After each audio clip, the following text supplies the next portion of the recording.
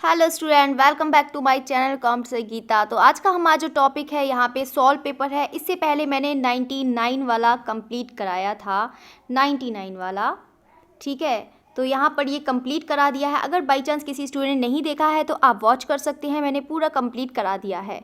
तो यहाँ पर आज मैं टोटल आपके 50 क्वेश्चंस कराऊंगी। तो यहाँ पर बहुत ज़्यादा लंबी क्लास हो जाती है, तो लोगों का कहना है कि मैम 50 ही क्वेश्चन कराइएगा, तो 50 ही क्वेश्चन कराएंगे। और ये कौन से सन का है, तो यहाँ पर 2001 का पेपर है। ये पूरा सॉल्व पेपर है फुल डिटेल्स में। अगर आपने इस तरह से तैयारी करी है तो सीरियसली आपका बहुत अच्छी तैयारी हो जाएगी।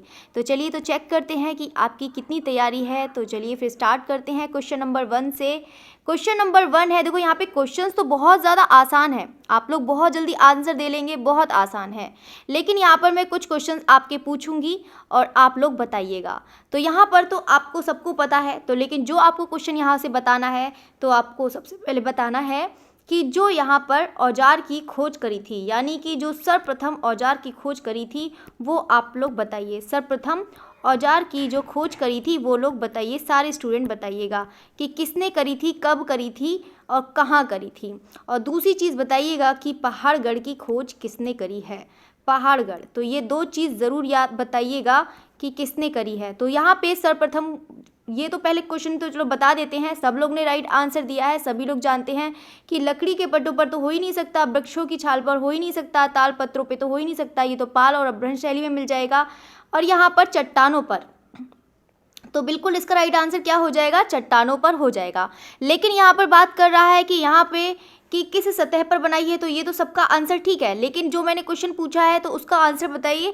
तो इसका हो जाएगा यहाँ पर 1863 में। तो किसने करी थी, तो बिल्कुल रॉबर्ट ब्रूसफुट ने करी थी। ये तो सभी लोग जानते हैं कि रॉबर्ट ब्रूसफुट ने करी थी, ठीक है। और यहाँ पर अगर जगह की नाम पूछा जाए कि कौन सी जगह पर करी थी, तो यहाँ पर कौन सी जगह करी थी, तो यहाँ पर बता देते हैं कि चेन्नई में यहाँ पर एक पल्लावरम नामक एक जगह है, तो यहाँ पर इन्होंने खोज करी थी, पल्लावरम, ठीक है। तो यहाँ पर ये चेन्नई में, ठीक है। तो यहाँ पर कौन से, रॉबर्ट ब्रूसफुट। और यहाँ पर अगर हम पूछते हैं कि मतलब पहाड़गढ़ की, जो पहाड़गढ़ की खोज करने वाले कौन है, तो सभी लोग का राइट आंसर है जो पहाड़गढ़ की खोज करी है। बहुत बार एग्जाम में पूछ लिया जाता है, इसीलिए मैं बता रही हूँ। तो यहाँ पे DPS द्वारिकेश। बाकी तो साथ साथ में आप लोग याद करिएगा कि यहाँ पे होशंगाबाद की किसने खोज करी है, भीमबेटका की खोज किसने करी है, तो इसको भी ज़रूर याद करिएगा। चलिए तो यहाँ पे क्वेश्चन नंबर 2 पर बढ़ते हैं। इनमें से कौन असंबद्ध है, तो यहाँ पर सभी लोग जानते हैं कि कौन सा असंबद्ध है, मिर्ज़ापुर है, सिंगनपुर है, भीमबेटका है या फिर बाघ गुफा है। तो यहाँ पर आप लोग जानते हैं कि मिर्ज़ापुर ये आपका प्रागैतिहासिक काल का केंद्र है, सिंगनपुर भी हो जाएगा, भीमबेटका भी हो जाएगा। लेकिन ये बहुत ही ज़्यादा आसान है, सभी लोग जानते हैं। तो बिल्कुल आपका राइट आंसर कौन सा हो जाएगा, बाघ गुफा हो जाएगा। और बाघ गुफा कहाँ पर है, तो ये MP में पड़ता है। और ये कहाँ पर, धार जिला, ठीक है, धार जिला में पड़ता है ये आपका, ठीक है। तो ये चीज़ हो जाएगा इसका। साथ साथ में आपको यहाँ पर बताना है कि यहाँ पर जो कि मतलब जो प्रागैतिहासिक काल का, तो आपका प्रागैतिहासिक काल का चल ही रहा है, तो यहाँ पे प्रागैतिहासिक काल से ही पूछ लेते हैं, ठीक है। तो यहाँ पर आपको बताना है कि जो शिला चित्रों की खोज करी थी वो किसने करी थी। तो सारे स्टूडेंट बताइए कि शिला चित्रों की खोज किसने करी थी, प्रागैतिहासिक चित्रों की बात कर रहे हैं। तो बिल्कुल 1880 में कार्लाइल ने करी थी, याद रखिएगा, कार्लाइल ने करी थी। और यहाँ पर 1883 में किसने करी थी, कॉकबर्न ने करी थी, ये चीज़ याद रखिएगा, ठीक है। तो ये चीज़ हो गया है। अब हम बात करेंगे यहाँ पर किसकी बात करेंगे, मतलब यहाँ पर जो बाघ गुफा, जो बाघ गुफा है, अगर यहाँ पर नदी पूछता है बाय चांस, तो यहाँ पर आप नदी बताएंगे। तो सारे स्टूडेंट जल्दी से नदी बताइए कौन सी हो जाएगी, तो बागमती नदी हो जाएगी, ठीक है। तो यहाँ पर इस टाइप से आप क्वेश्चन याद करिएगा। तो यहाँ पर भीमबेटका की चलो खोज भी बता देते हैं। तो सारे स्टूडेंट जरा भीमबेटका की खोज का भी बताइएगा कि भीमबेटका की खोज किसने करी थी। और साथ साथ में मिर्ज़ापुर की भी बताइएगा कि मिर्ज़ापुर की खोज किसने करी थी। सभी लोग आंसर बताइए, साथ साथ में सिंगनपुर का भी बताइएगा। भीमबेटका का बता देते हैं। तो यहाँ पर भीमबेटका की जो खोज करी थी, यहाँ पर किसने करी थी, तो बिल्कुल VS वाकड़कर ने करी थी। और VS वाकड़कर ने कब करी थी, जल्दी से कमेंट करके बताइएगा कब करी थी। तो यहाँ पे 1958 से यहाँ पे 59, ठीक है। तो ये चीज़ याद रखिएगा, ये चीज़ हो गया 59 हो जाएगा, ठीक है। तो ये चीज़ हो गया। अब हम बात करेंगे यहाँ पर किसकी बात करेंगे, सिंघनपुर, ठीक है। तो यहाँ पर सिंघनपुर है तो सिंघनपुर का हो जाएगा देखो 1910 में। यहाँ पर याद रख लेना कि डब्ल्यू एंडरसन। देखो यहाँ पर मैं खोज के बारे में इसलिए बता रही हूँ क्योंकि देखो यहाँ पर आपके एग्जाम में आ जाते हैं, तो यहाँ पर इसको सभी लोग याद रखिएगा। ठीक है। तो ये कौन हो जाएंगे, आपके अमरनाथ दत्त हो जाएंगे। ठीक है। तो यहाँ पर अमरनाथ दत्त हैं तो इसको भी याद रखिएगा। तीसरा आपका हो जाएगा 1917 में। तो 1917 में यहाँ पर किसने, यहाँ पे पर्सी ब्राउन। ठीक है। तो तीनों ही याद रखिएगा, अच्छे से याद रखिएगा। ठीक है। तो आपका याद हो गया। भीमबेटका की खोज किसने करी है, वीएस वाकड़कर। और यहाँ पर मिर्ज़ापुर की किसने हो जाएगा, अच्छा मिर्ज़ापुर का रह गया है तो मिर्ज़ापुर का भी बता देते हैं। यहाँ पे 1818 में जो किसने करी थी, तो डेंजरफील्ड ने करी थी। ठीक है। तो यहाँ पर डेंजरफील्ड ने करी थी। चलिए ये तो चीज़ हो गया है। चलिए नेक्स्ट क्वेश्चन पे बढ़ते हैं। हमारा क्वेश्चन नंबर 3 है, होशंगाबाद किस चित्रकला के लिए जाना जाता है। तो यहाँ पर बहुत ज़्यादा आसान सा क्वेश्चन है, ये लोग तो सभी लोग आंसर दे लेंगे बहुत ही ज़्यादा, लेकिन यहाँ पर मैं कुछ क्वेश्चन जो बताऊंगी ना तो आप उस तरीके से ज़रूर याद रखिएगा। ठीक है। तो चलिए होशंगाबाद की ही हम खोज के बारे में ही सबसे पहले देख लेते हैं कि यहाँ पर सभी लोग स्टूडेंट बताइए कि होशंगाबाद की खोज किसने करी थी। आंसर तो दे दिया है, सब लोग ने आंसर दे दिया है कि यहाँ पर होशंगाबाद किस चित्रकला के लिए जाना जाता है। तो सभी को पता है कि यहाँ पर मुगल चित्रकला के लिए तो हो नहीं सकता, दिखने के लिए हो नहीं सकता, मालवा के लिए तो हो नहीं सकता, तो बिल्कुल आपका शैल चित्रकला के लिए हो जाएगा। लेकिन यहाँ पर पूछा है, अब जो मैं पूछ रही हूँ वो आप इससे रिलेटेड क्वेश्चन ही बताइएगा कि होशंगाबाद की जो खोज करी है वो किसने करी है। तो यहाँ पर बता देते हैं 1922 में यहाँ पर किसने करी है, मनोरंजन घोष ने करी है। ठीक है। यहाँ पे मनोरंजन घोष ने करी है इसकी खोज। ठीक है। ये चीज़ याद रखिएगा। अब हम बात करते हैं यहाँ पर क्वेश्चन नंबर 4 की बात करते हैं। और यहाँ पर एक चीज़ और भी बता देते हैं, वो होशंगाबाद में एक चीज़ भी याद रख लेना। देखो होशंगाबाद से ये बहुत ही ज़्यादा इंपॉर्टेंट है, अधिकतर एग्जाम में पूछ लिया जाता है। तो महामहिष का सारे स्टूडेंट एक बार कमेंट करके बताइएगा कि इसका जो साइज़ है, यानी कि जो महामहिष जो चित्र मिला है उसका जो साइज़ है वो क्या है, सभी स्टूडेंट बताइएगा। तो महामहिष का जो साइज़ है वो कितना हो जाएगा, 10 × 6 फीट। देखो ये चीज़ बहुत ज़्यादा इंपॉर्टेंट है, इसको ज़रूर याद करिएगा। 10 × 6 फीट हो जाएगा। ठीक है। तो इसको ज़रूर याद रखिएगा। अब हम बता देते हैं कि यहाँ पे होशंगाबाद की अगर विशेषता की बात करें तो यहाँ पर छेपांकन विधि में आपको यहाँ पर चित्र मिले हुए हैं। क्या मिले हैं, छेपांकन विधि में चित्र मिले हैं। और साथ साथ में यहाँ पर अगर पूछता है कि छेपांकन विधि में कौन कौन से ऐसे चित्र थे, तो यहाँ पर बता देते हैं। एक तो यहाँ पर आपको जिराफ समूह का चित्र मिल जाएगा जो किसमें है, छेपांकन विधि में है। छेपांकन मतलब स्टेंसिल। ठीक है। तो यहाँ पे जो छापा लेके जो करते हैं। ठीक है। तो यहाँ पे जिराफ समूह हो जाएगा। दूसरा हो जाएगा आपका छेपांकन विधि में 4 धनुर्धारी।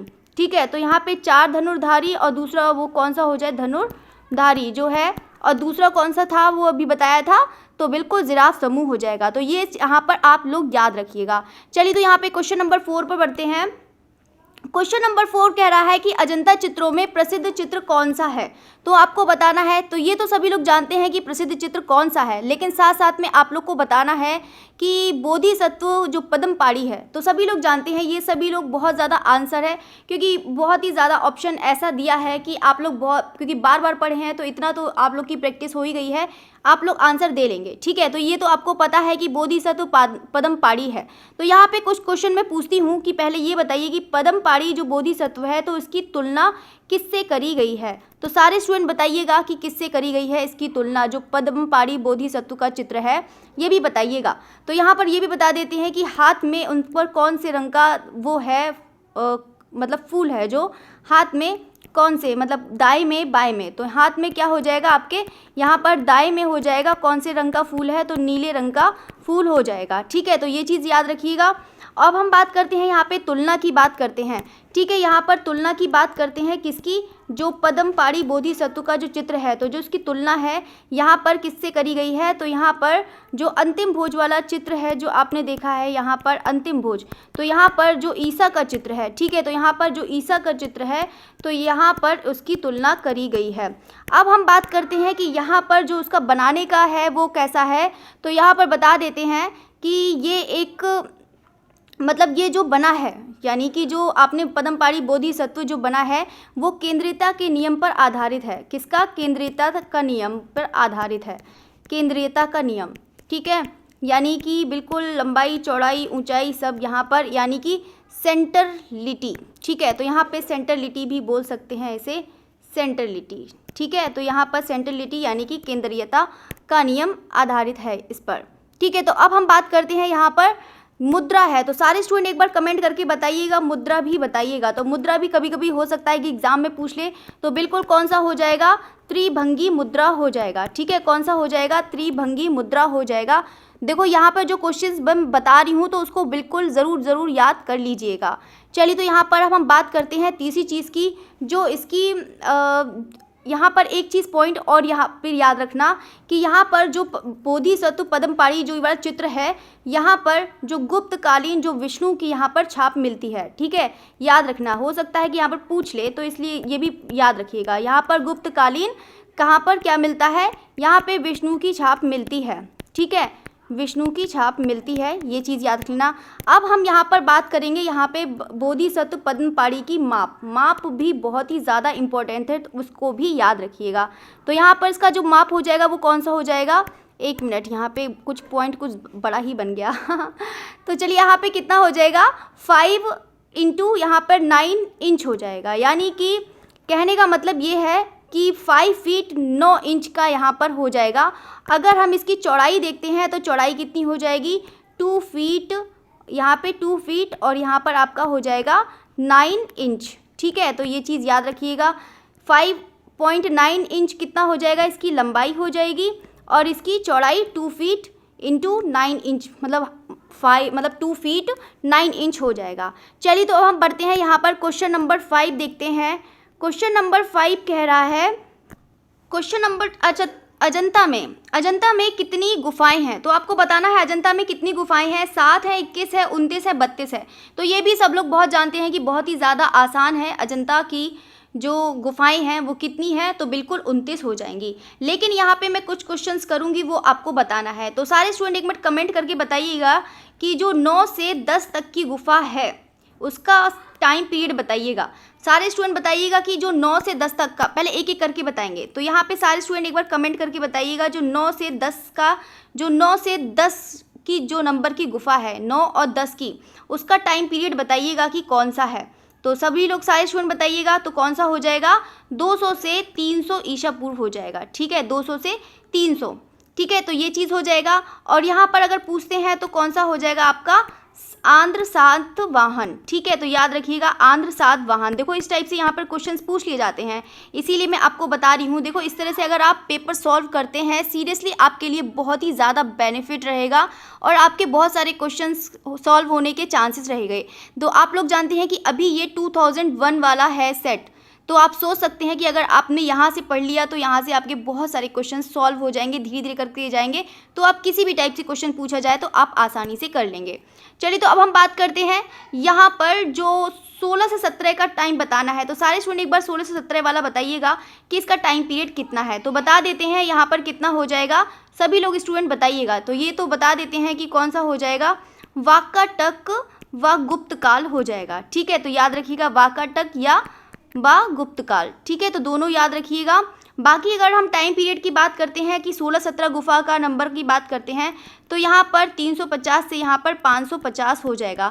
किसी किसी बुक में यहाँ पर ये भी लिखा होगा, यहाँ पर 475 भी लिखा होगा, 475 से 500 भी लिखा होगा। तो यहाँ पर ये भी मत सोचिए कि हाँ कि यहाँ पर ये गलत है कि ये वो, तो यहाँ पे कंफ्यूज होने की ज़रूरत नहीं है। एक हम यहाँ पर एक और बात कर देते हैं कि यहाँ पर 1 से लेके 2 तक की जो गुफा है, मतलब 1 से 2 क्या 1 व 2 गुफा हैं, तो इसका जो टाइम पीरियड हो जाएगा वो कितना हो जाएगा, 500 से 628 हो जाएगा। और यहाँ पर क्या हो जाएगा, वाकाटक व चालुक्य। देखो यहाँ से आप रिवीजन करेंगे तो आपका बहुत अच्छा रिवीजन भी हो जाएगा। ठीक है, तो सारे स्टूडेंट टाइम से ज्वाइन हो जाया करें और इसको करा करें क्वेश्चंस को। चलिए, तो यहाँ पे क्वेश्चन नंबर 6 पर बढ़ते हैं। क्वेश्चन नंबर 6 है, अजंता चित्रों का मूल विषय क्या है। तो यहाँ पर आपको बताना है कि अजंता चित्रों का जो मूल विषय है वो क्या है। तो सभी लोग जानते हैं कि यहाँ पे राम कथा का तो बिल्कुल भी नहीं है, कृष्ण लीला का भी बिल्कुल भी नहीं है, और यहाँ पे बुद्ध चरित, यहाँ पे ता है। ठीक है, तो यहाँ पे बुद्ध चरित ही आपका राइट आंसर हो जाएगा, शिव कथा भी आपका नहीं है। ठीक है, तो यहाँ पे राइट आंसर कौन सा हो जाएगा, तो बिल्कुल बुद्ध चरित्र हो जाएगा। ठीक है, ये चीज़ याद करना है। अगर हम यहाँ पर बात करते हैं, देखो अभी तो यहाँ पर अजंता का पूछा, अगर हम यहाँ पर बात करते हैं एलोरा की, तो एलोरा में यहाँ पर आपको हिंदू धर्म से संबंधित चित्र भी मिल जाएंगे और प्लस आपको यहाँ पर बौद्ध से भी संबंधित चित्र मिल जाएंगे और प्लस आपको जैन धर्म से संबंधित भी चित्र मिल जाएंगे। ठीक है, अब हम बात करते हैं यहाँ पर सित्तन वासन की। तो सित्तन वासन को हमेशा याद रखना कि सारे स्टूडेंट बताइएगा सित्तन वासन कौन सी जगह पर पड़ता है, बताइएगा सारे लोग कमेंट करके। और ये भी अगर हम विषय की बात करते हैं तो इसका कौन सा हो जाएगा, जैन धर्म से संबंधित यहाँ पर हो जाएगा। ठीक है, तो चलिए ये चीज़ हो गया है। अब हम बढ़ते हैं यहाँ पे क्वेश्चन नंबर 7 की तरफ बढ़ते हैं। क्वेश्चन नंबर 7 कह रहा है कि अजंता किस प्रदेश में है। तो यहाँ पर आपको बताना है कि कौन से प्रदेश में है, आंध्र प्रदेश में है, मध्य प्रदेश में है, उड़ीसा में है या फिर महाराष्ट्र में है। तो बताइएगा, ये भी बहुत ज़्यादा आसान है, ये तो सभी लोग जानते ही होंगे कि अजंता किस प्रदेश में है, तो बिल्कुल महाराष्ट्र में हो जाएगा। ठीक है, यहाँ पर देखो आंसर दे लेंगे, बहुत ज़्यादा आसान है क्वेश्चन, बहुत ही ज़्यादा ईजी है। ठीक है, तो आप लोग दे सकते हैं आंसर बहुत जल्दी, लेकिन यहाँ पर जो क्वेश्चंस मैं बता रही हूँ उसको तो ज़रूर याद करिएगा। ठीक है, तो मेरा मोटिव यहाँ पे सॉल्व कराना नहीं है, पेपर को सॉल्व टिक कराना है, तो मुझे तो टिक कराना वो चीज़ मुझे समझ में नहीं आती है। ठीक है, तो मैं चाहती हूँ कि अगर मैं आप लोग को बता रही हूँ तो मैं साथ साथ में उसको थ्योरी भी बताती जाऊँ, कुछ इंपॉर्टेंट्स पॉइंट हैं उसको भी बताती जाऊँ कि ताकि आपका साथ साथ में रिवीजन भी हो जाए। ठीक है, तो यहाँ पर बिल्कुल एकदम साथ में जुड़ी रहिएगा, बिल्कुल आपकी बहुत अच्छा रिविज़न करवा दूँगी। बस बाकी तो आपको पता ही है, आप लोग इंटेलिजेंट है, बस आपको थोड़ा सा चेक करना है कि आपको कहाँ पर आपका जो चीज़ छूट गई है। चलिए, तो यहाँ पे बिल्कुल औरंगाबाद जिले में हो जाएगा। चलिए, तो यहाँ पे नेक्स्ट बढ़ते हैं। क्वेश्चन नंबर 8 कह रहा है यहाँ पर इनमें से कौन असंबद्ध है। तो यहाँ पर इनमें से कौन असंबद्ध है, बाघ गुफा चित्र है, अजंता गुफा चित्र है, सित्तन वासन। यहाँ पर तो आप तो समझ ही गए होंगे। देखो यहाँ पर शिल्पी में जो देखो बहुत सारे लोगों के पास शिल्पी का पेपर होगा, तो यहाँ पे शिल्पी का टीजीटी का भी होगा, पीजीटी का भी होगा, तो यहाँ पर यूथ का भी होगा। बहुत सारे जो प्रीवियस ईयर पेपर हैं तो बहुत सारे क्वेश्चंस गलत होते हैं, लेकिन यहाँ पर इतने भी है कि मैं आपको एक भी क्वेश्चन आपका गलत नहीं बताऊंगी, एक एक एकदम सटीक आंसर बताऊंगी आपको। ठीक है, तो यहाँ पे कौन सा असंबद्ध है, देखो बाघ गुफा, अजंता गुफा, यहाँ पर तीनों में ही देखो यहाँ पर भी आपको बौद्ध धर्म से मिल जाएगा, अजंता में भी आपको बौद्ध धर्म से मिल जाएगा, लेकिन बादामी भी गुफा में आपको बौद्ध धर्म से मिल जाएगा। लेकिन यहाँ पर जो इसका राइट आंसर है वो कौन सा हो जाएगा, सित्तन वासन गुफा चित्र हो जाएगा। क्यों यहाँ पर हो जाएगा, क्योंकि यहाँ पर जैन धर्म से संबंधित चित्र यहाँ पर बने हैं। ठीक है, ये चीज़ याद रखिएगा। चलिए, तो यहाँ पर क्वेश्चन नंबर 9 पर बढ़ते हैं। क्वेश्चन नंबर 9 कह रहा है कि कौन सा चित्र अजंता का नहीं है।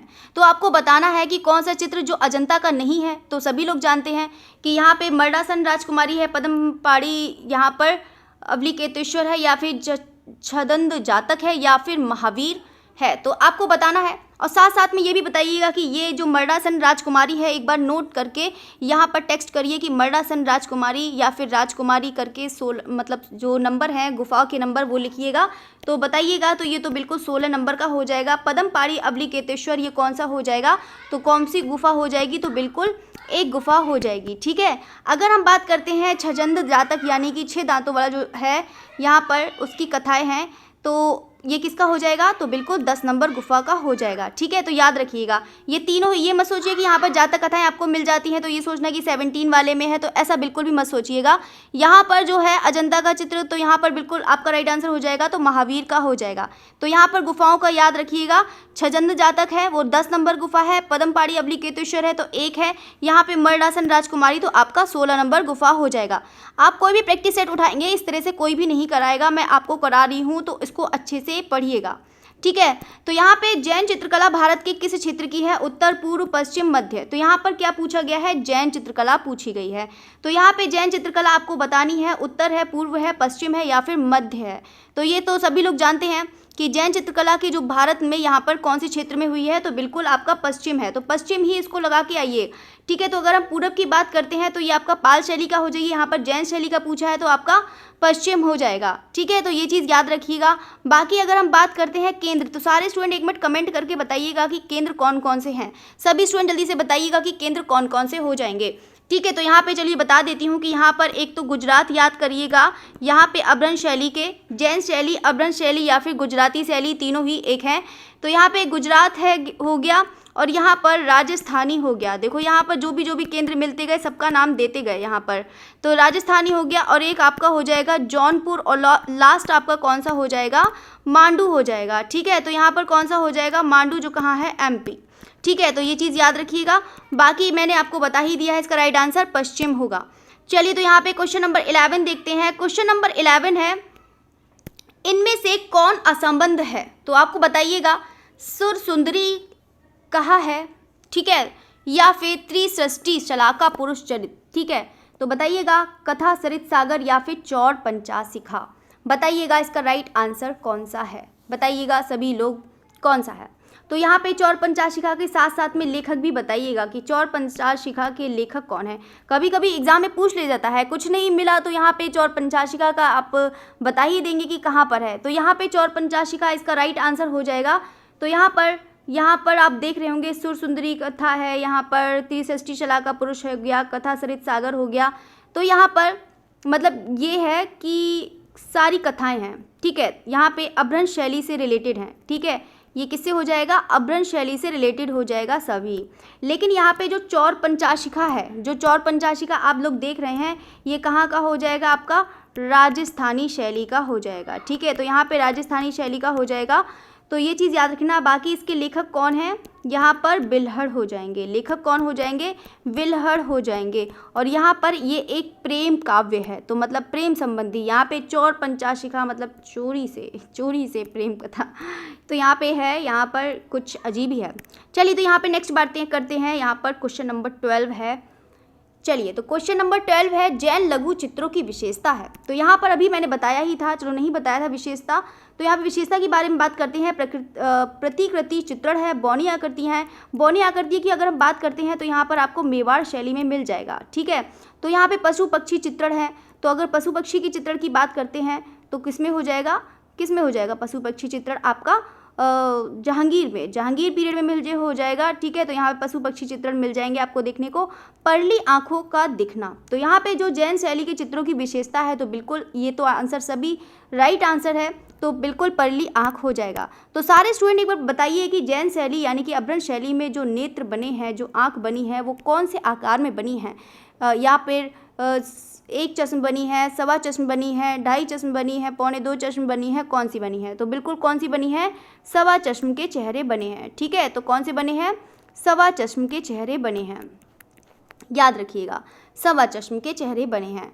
चलिए नेक्स्ट बढ़ते हैं, क्वेश्चन नंबर 13 है। तो देखते हैं 13 है, जैन चित्रकला, यहाँ पे चित्रकला नहीं चित्रगला हो गया है तो यहाँ पे क्या है, जैन चित्रकला है, ठीक है। तो बाकी तो समझदार हैं आप लोग, समझ सकते हैं जैन चित्रकला कहलाती है। तो आपको बताना है, भित्ति चित्र तो बिल्कुल भी नहीं हो सकता, पोथी चित्र यहाँ पर किसमें, तो आपको बताना है, ठीक है। तो यहाँ पर बताइएगा सभी लोग जो इसका राइट आंसर क्या है, तो यहाँ पर बताइएगा सभी लोग।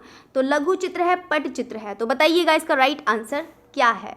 तो यहाँ पर जो जैन चित्रकला कहलाती है, तो सभी लोग जानते हैं कि पोथी चित्रण, पोथी मतलब पुस्तक होती है, और पुस्तक पर जो चित्रण किया जाता है उसी को हम क्या कहते हैं, पोथी चित्र कहते हैं, ठीक है। तो इसका राइट आंसर कौन सा हो जाएगा, तो बिल्कुल पोथी चित्र हो जाएगा। अगर हम यहाँ पर बात करते हैं कि सर्वप्रथम अगर हमें पोथी चित्रण अगर हमें दिखाई देते हैं सबसे पहले, तो हमें कहाँ से दिखाई देते हैं, पाल शैली से दिखाई देते हैं। पाल शैली में आपको सर्वप्रथम पोथी चित्रण आपको देखने को मिल जाएगा। चलिए तो यहाँ पे क्वेश्चन नंबर 14 पर बढ़ते हैं। क्वेश्चन नंबर 14 है, जैन चित्र कागज पर कब बने। तो यहाँ पर देखो, ये भी क्वेश्चन यहाँ पर शिल्पी में गलत दिया हुआ है, और बहुत सारी बुक में हो सकता है गलत दिया हो, ठीक है। तो यहाँ पर 13वीं शताब्दी है, 14वीं शताब्दी है, 15वीं शताब्दी या फिर 16वीं शताब्दी। तो यहाँ पर पहले बता देते हैं कि जो भारत में, अगर हम भारत की बात करते तो यहाँ पर कागज़ की जो खोज हुई थी वो 1350 में हुई थी। कितने, 1350 में हुई थी। तो इसका मतलब क्या है कि मतलब 14वीं शताब्दी की बात कर रहा है, ठीक है। तो यहाँ पे 14वीं शताब्दी की बात कर रहा है, तो इसका राइट आंसर क्या हो जाएगा, तो बिल्कुल 14वीं शताब्दी हो जाएगा, ठीक है। कौन सा हो जाएगा, 14वीं शताब्दी। चलिए तो यहाँ पे क्वेश्चन नंबर 15 पर बढ़ते हैं। क्वेश्चन नंबर 15 कह रहा है, पाल पोथी चित्र बनाए गए। तो यहाँ पर मिट्टी के पत्रों पर बनाए गए, ताल पत्रों पर बनाए गए, कपड़े पर बनाए गए, दीवार पर बनाए गए। तो यहाँ पर पाल की बात कर रहा है। अब देखो भी जैन शैली के बारे में पढ़ा, तो यहाँ पर आपने देखा किस पर बनाए गए, कि जो पाल पोथी है, तो पाल पोथी में यहाँ पर जो चित्र बनाए गए हैं वो सब ताल पत्रों पर बनाए गए हैं, ठीक है। यहाँ पर किस पे बनाए हैं, ताल पत्रों पर बनाए हैं। तो इसका राइट आंसर तो बिल्कुल बी ऑप्शन हो जाएगा, ठीक है। अगर यहाँ पर हम साइज़ की बात करते हैं, कभी कभी हो सकता है कि यहाँ पर जो चित्रों का साइज़ कभी कभी पूछ लिया जाता है, तो यहाँ पर साइज़ भी याद करिएगा, ठीक है। तो यहाँ पर आपको साइज़ रखना है कि 22.5 हो जाएगा इंटू 2.5, ठीक है। तो ये चीज़ याद रखना है, यानी कि इसकी लंबाई ये हो जाएगी और किस में हो जाएगी, इंच में हो जाएगी, ठीक है। तो ये इंच में हो जाएगा, तो इसको याद रखिएगा। तो यहाँ पर 22.5 किसका हो जाएगा, इसकी लंबाई हो जाएगा और 2.5 इसकी चौड़ाई हो जाएगी। तो दोनों ही याद रखिएगा। बाकी इसका राइट आंसर क्या हो जाएगा, तो बिल्कुल तालपत्रों पर हो जाएगा। ठीक है, तो ये चीज़ याद रखिएगा। चलिए तो यहाँ पे नेक्स्ट क्वेश्चन पे बढ़ते हैं। क्वेश्चन नंबर 16 कह रहा है, देखते हैं क्या कह रहा है। पाल चित्रकला किस प्रदेश की है? तो यहाँ पर आपको बताना है, अभी तक आपने जैन शैली के पढ़े, जैन शैली के पढ़े थे, कौन कौन से पढ़े थे, गुजरात, राजस्थान, जौनपुर पढ़ा था, मांडू। तो यहाँ पर अब आपको बताना है पाल चित्रकला के। तो पाल चित्रकला के बताइएगा कौन से हैं, नेपाल हैं, उड़ीसा है, बिहार है, बंगाल है। देखो अभी तक आप लोग ने पूछा, मतलब समझा कि यहाँ पर कि मतलब नेपाल भी आपको दिखेगा, उड़ीसा भी दिखेगा, लेकिन यहाँ पर पूछ रहा है कि जो पाल चित्रकला किस प्रदेश की है, यानी कि जो सबसे पहले जो पाल शैली आई थी वो विशेष रूप से वो कहाँ पर आई थी। तो यहाँ पर है, तो आपका कौन सा हो जाएगा, बंगाल हो जाएगा। ठीक है, जो है जो सबसे पहली कहाँ पनपी थी, यानी कि कहाँ हुई थी, तो बंगाल शैली से आते आते यहाँ पर नेपाल, बिहार, उड़ीसा, ये सब जगह पर मतलब चली गई। ठीक है, तो यहाँ पर ये किसकी हो जाएगी, तो बंगाल की ही मानी जाएगी। चलिए तो यहाँ पे क्वेश्चन नंबर 17 देखते हैं। 17 फिर से पाल शैली आ गया है, पाल शैली ने परेशान कर दिया है। चलिए तो यहाँ पे पाल पोथी चित्रों का विषय है, पाल राजाओं का जीवन चरित्र है, नवाबों का दरबार है, बुद्ध का जीवन चरित्र है, या फिर चैतन्य महाप्रभु का जीवन चरित्र है।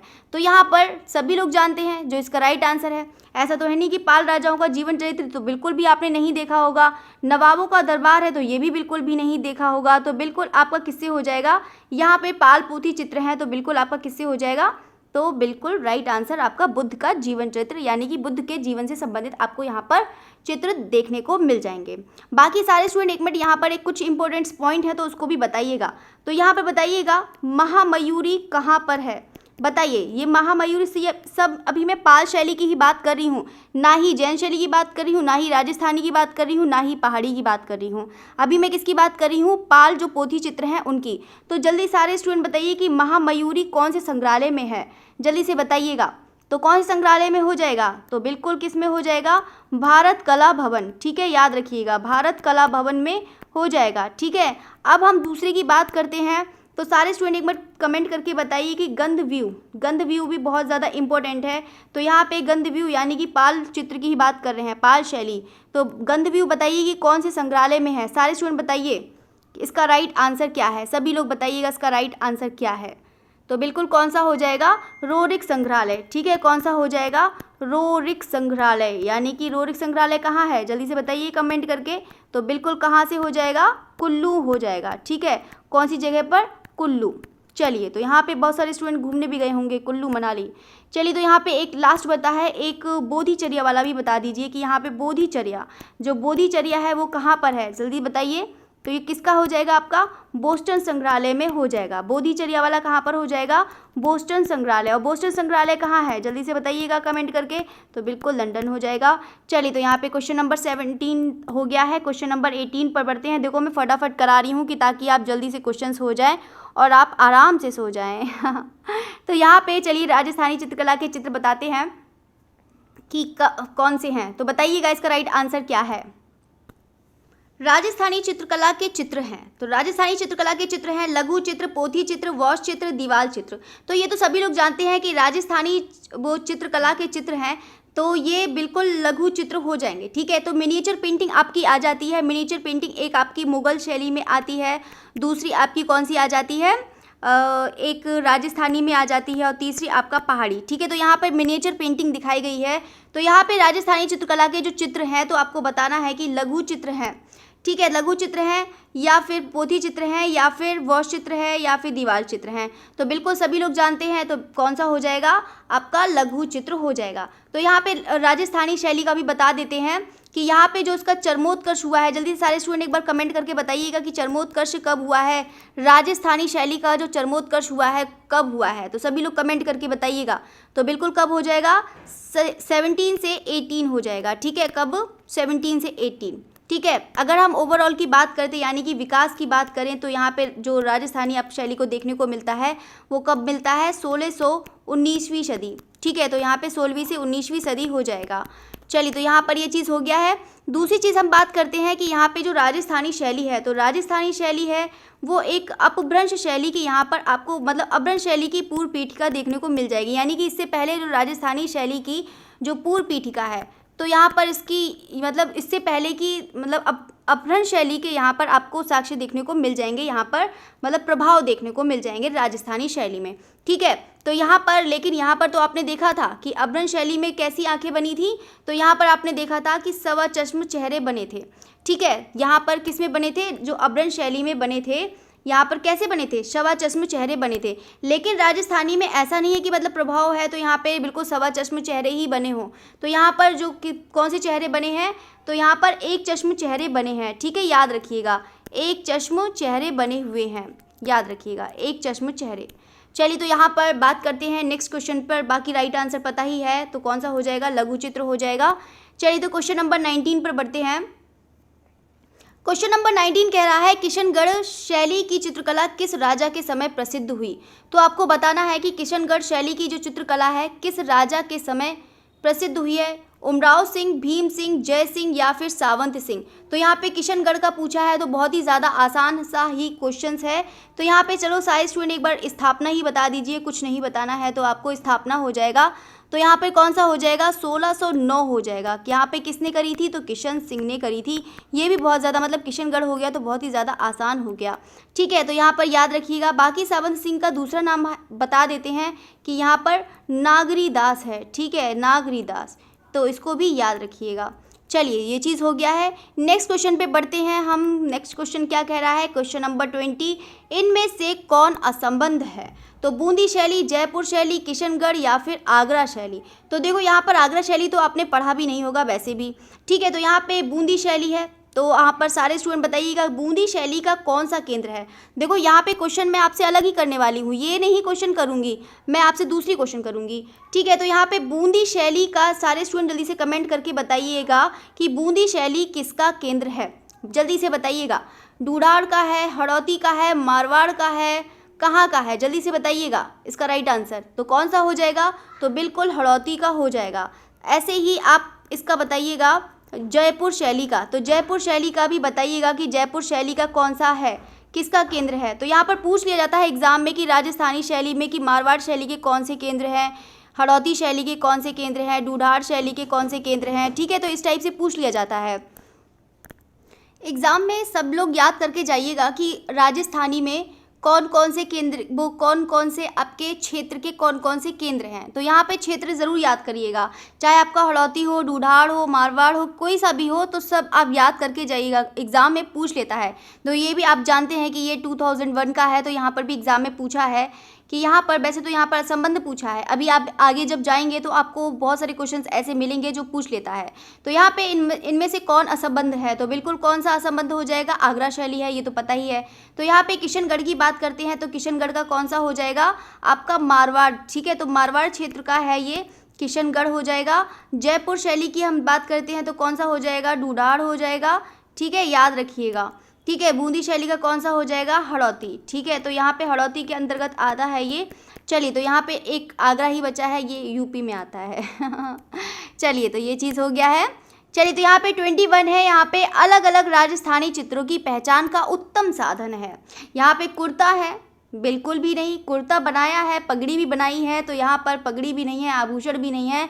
यहाँ पर जो सबसे ज़्यादा अगर विशेषता मिलती है यहाँ पर देखने को, तो वो बिल्कुल कौन सी हो जाएगी, कौन सी हो जाएगी, आँख हो जाएगी। ठीक है, तो कौन सी हो जाएगी, आँख हो जाएगी। जैसे कि यहाँ पर एग्जाम्पल के लिए यहाँ पे कुछ क्वेश्चन जो मैं पूछूंगी तो सभी लोग स्टूडेंट आंसर दीजिएगा। सबसे पहले बताइएगा कि मेवाड़ शैली में जो नेत्र बने हैं वो कैसे बने हैं। देखते हैं कौन स्टूडेंट बताता है, बताइएगा। तो यहाँ पर जोधपुर में भी बताइएगा कि जोधपुर में कैसे नेत्र बने हैं। ठीक है, जोधपुर का भी बताइएगा। साथ में बताइएगा कि यहाँ पर बूंदी शैली। ठीक है, तो यहाँ पर तीनों बहुत ज़्यादा इम्पोर्टेंट हैं। बताइएगा कि कैसे कैसे यहाँ पर मिले हुए हैं, क्या मिले हुए हैं, नेत्र मिले हुए हैं। तो यहाँ पर मेवाड़ की चलो पहले बात कर देते हैं। तो मेवाड़ में बता देते हैं कि यहाँ पर आपको कैसा दिख जाएगा, मीनाकार नेत्र। मीनाकार यानी कि मछली की आकृति की तरह यहाँ पर नेत्र बने हुए हैं। और यहाँ पर इसके अलावा जयपुर में भी बने हुए हैं। ठीक है, तो यहाँ पे जयपुर भी याद कर लेना। ठीक है, सॉरी ये कैसे लिख गया, चलिए तो यहाँ पर बाकी समझदार हैं आप लोग, समझ सकते हैं कि जयपुर की ही बात कर रहे हैं। ठीक है, तो यहाँ पे चलिए जोधपुर की है, तो जोधपुर में आपका कौन सा हो जाएगा, खंजनाकार। कौन सा हो जाएगा, खंजनाकार हो जाएगा। ठीक है, अब हम बात करेंगे बूंदी शैली की, तो बूंदी शैली का कौन सा हो जाएगा, परवलाकार। ठीक है, तो यहाँ पर ये चीज़ याद रख लेना सभी स्टूडेंट, मैंने बाकी तो थ्योरी में पूरा करवाया ही है, तो थ्योरी में ज़रूर याद रखिएगा। ठीक है, तो यहाँ पे परवलाकार हो जाएगा, या फिर हम बोल सकते हैं पटोलाकार। ठीक है, तो ये चीज़ याद रखिएगा, पटोलाकार या फिर परवलाकार। ठीक है, तो मेवाड़ शैली का मीनाकार हो जाएगा, जयपुर का भी मीनाकार, जोधपुर का यहाँ पे खंजनाकार, और यहाँ पे किशनगढ़ जो खंजनाकार वाला है। ठीक है, यहाँ पर आपको देखो ये सॉल्व पेपर करने में टाइम ज़रूर लग जाएगा, लेकिन आपके लिए बेनिफिट बहुत रहेगा। ठीक है, तो यहाँ पे खंजनाकार का भी बता देते हैं। खंजनाकार में आप देखेंगे कि एक तो जोधपुर में मिल जाएगी, आँखें की बात कर रहे हैं। ठीक है, खंजनाकार जो आँखें हैं एक तो जोधपुर में, खंजनाकार मतलब खंजन पक्षी जैसी जो जादुई नेत्र होते हैं, जादू करने वाले, है ना, लड़कियों के नेत्र होते हैं ना जादू करने वाले वैसे ही। चलिए, तो यहाँ पे जोधपुर है, यहाँ पे किशनगढ़। ठीक है, यहाँ पे किशनगढ़ है, जोधपुर, किशनगढ़, और एक तीसरा हो जाएगा आपका कोटा। ठीक है, ये 3 हैं जो आपको खंजनाकार आंखें यहाँ पर देखने को मिल जाएगी, खंजन पक्षी जैसी। चलिए, तो यहाँ पे 22 है, चौर पंचाशिखा का चित्रण किस शैली में हुआ, राजस्थानी, जैन, पाल, तंजौर। तो यहाँ पर आपको बताना है कि चौर पंचाशिखा का जो शैली में हुआ है वो कहाँ हुआ है। तो यहाँ पर बिल्कुल कौन सा हो जाएगा, ऐसे तो है नहीं कि जैन में हो जाएगा, पाल में हो जाएगा, तंजौर में, सब गलत है, सब बिल्कुल गलत है। तो इसका राइट आंसर कौन सा हो जाएगा, तो बिल्कुल राजस्थानी हो जाएगा। ठीक है, कौन सा हो जाएगा, राजस्थानी।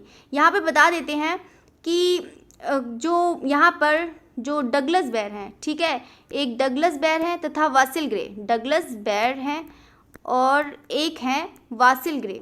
ठीक है, तो यहाँ पे वासिल ग्रे हैं, ये दोनों ने क्या माना कि मेवाड़ का मतलब मेवाड़ का उद्गम माना, मतलब मेवाड़ से ही यहाँ से शुरुआत हुई है। यहाँ पे चौर पंचाशिखा का चित्रण मेवाड़ का उद्गम माना। ठीक है, यहाँ पे चौर पंचाशिखा का। ठीक है, तो इसको याद रखिएगा। चलिए, तो यहाँ पर बता ही दिया है। क्वेश्चन नंबर 23 पर बढ़ते हैं।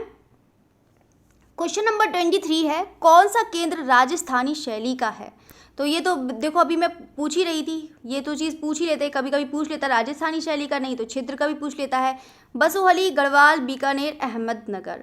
तो यहाँ पर सभी लोग जानते हैं कि राजस्थानी शैली बसोहली, गढ़वाल, बीकानेर या फिर अहमदनगर। तो यहाँ पर आपको बताना है कि कौन सा इसका जो राइट आंसर है वो कौन सा है।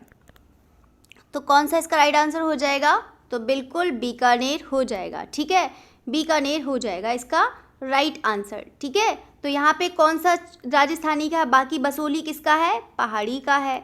ठीक है, गढ़वाल भी किसका हो जाएगा, पहाड़ी का हो जाएगा।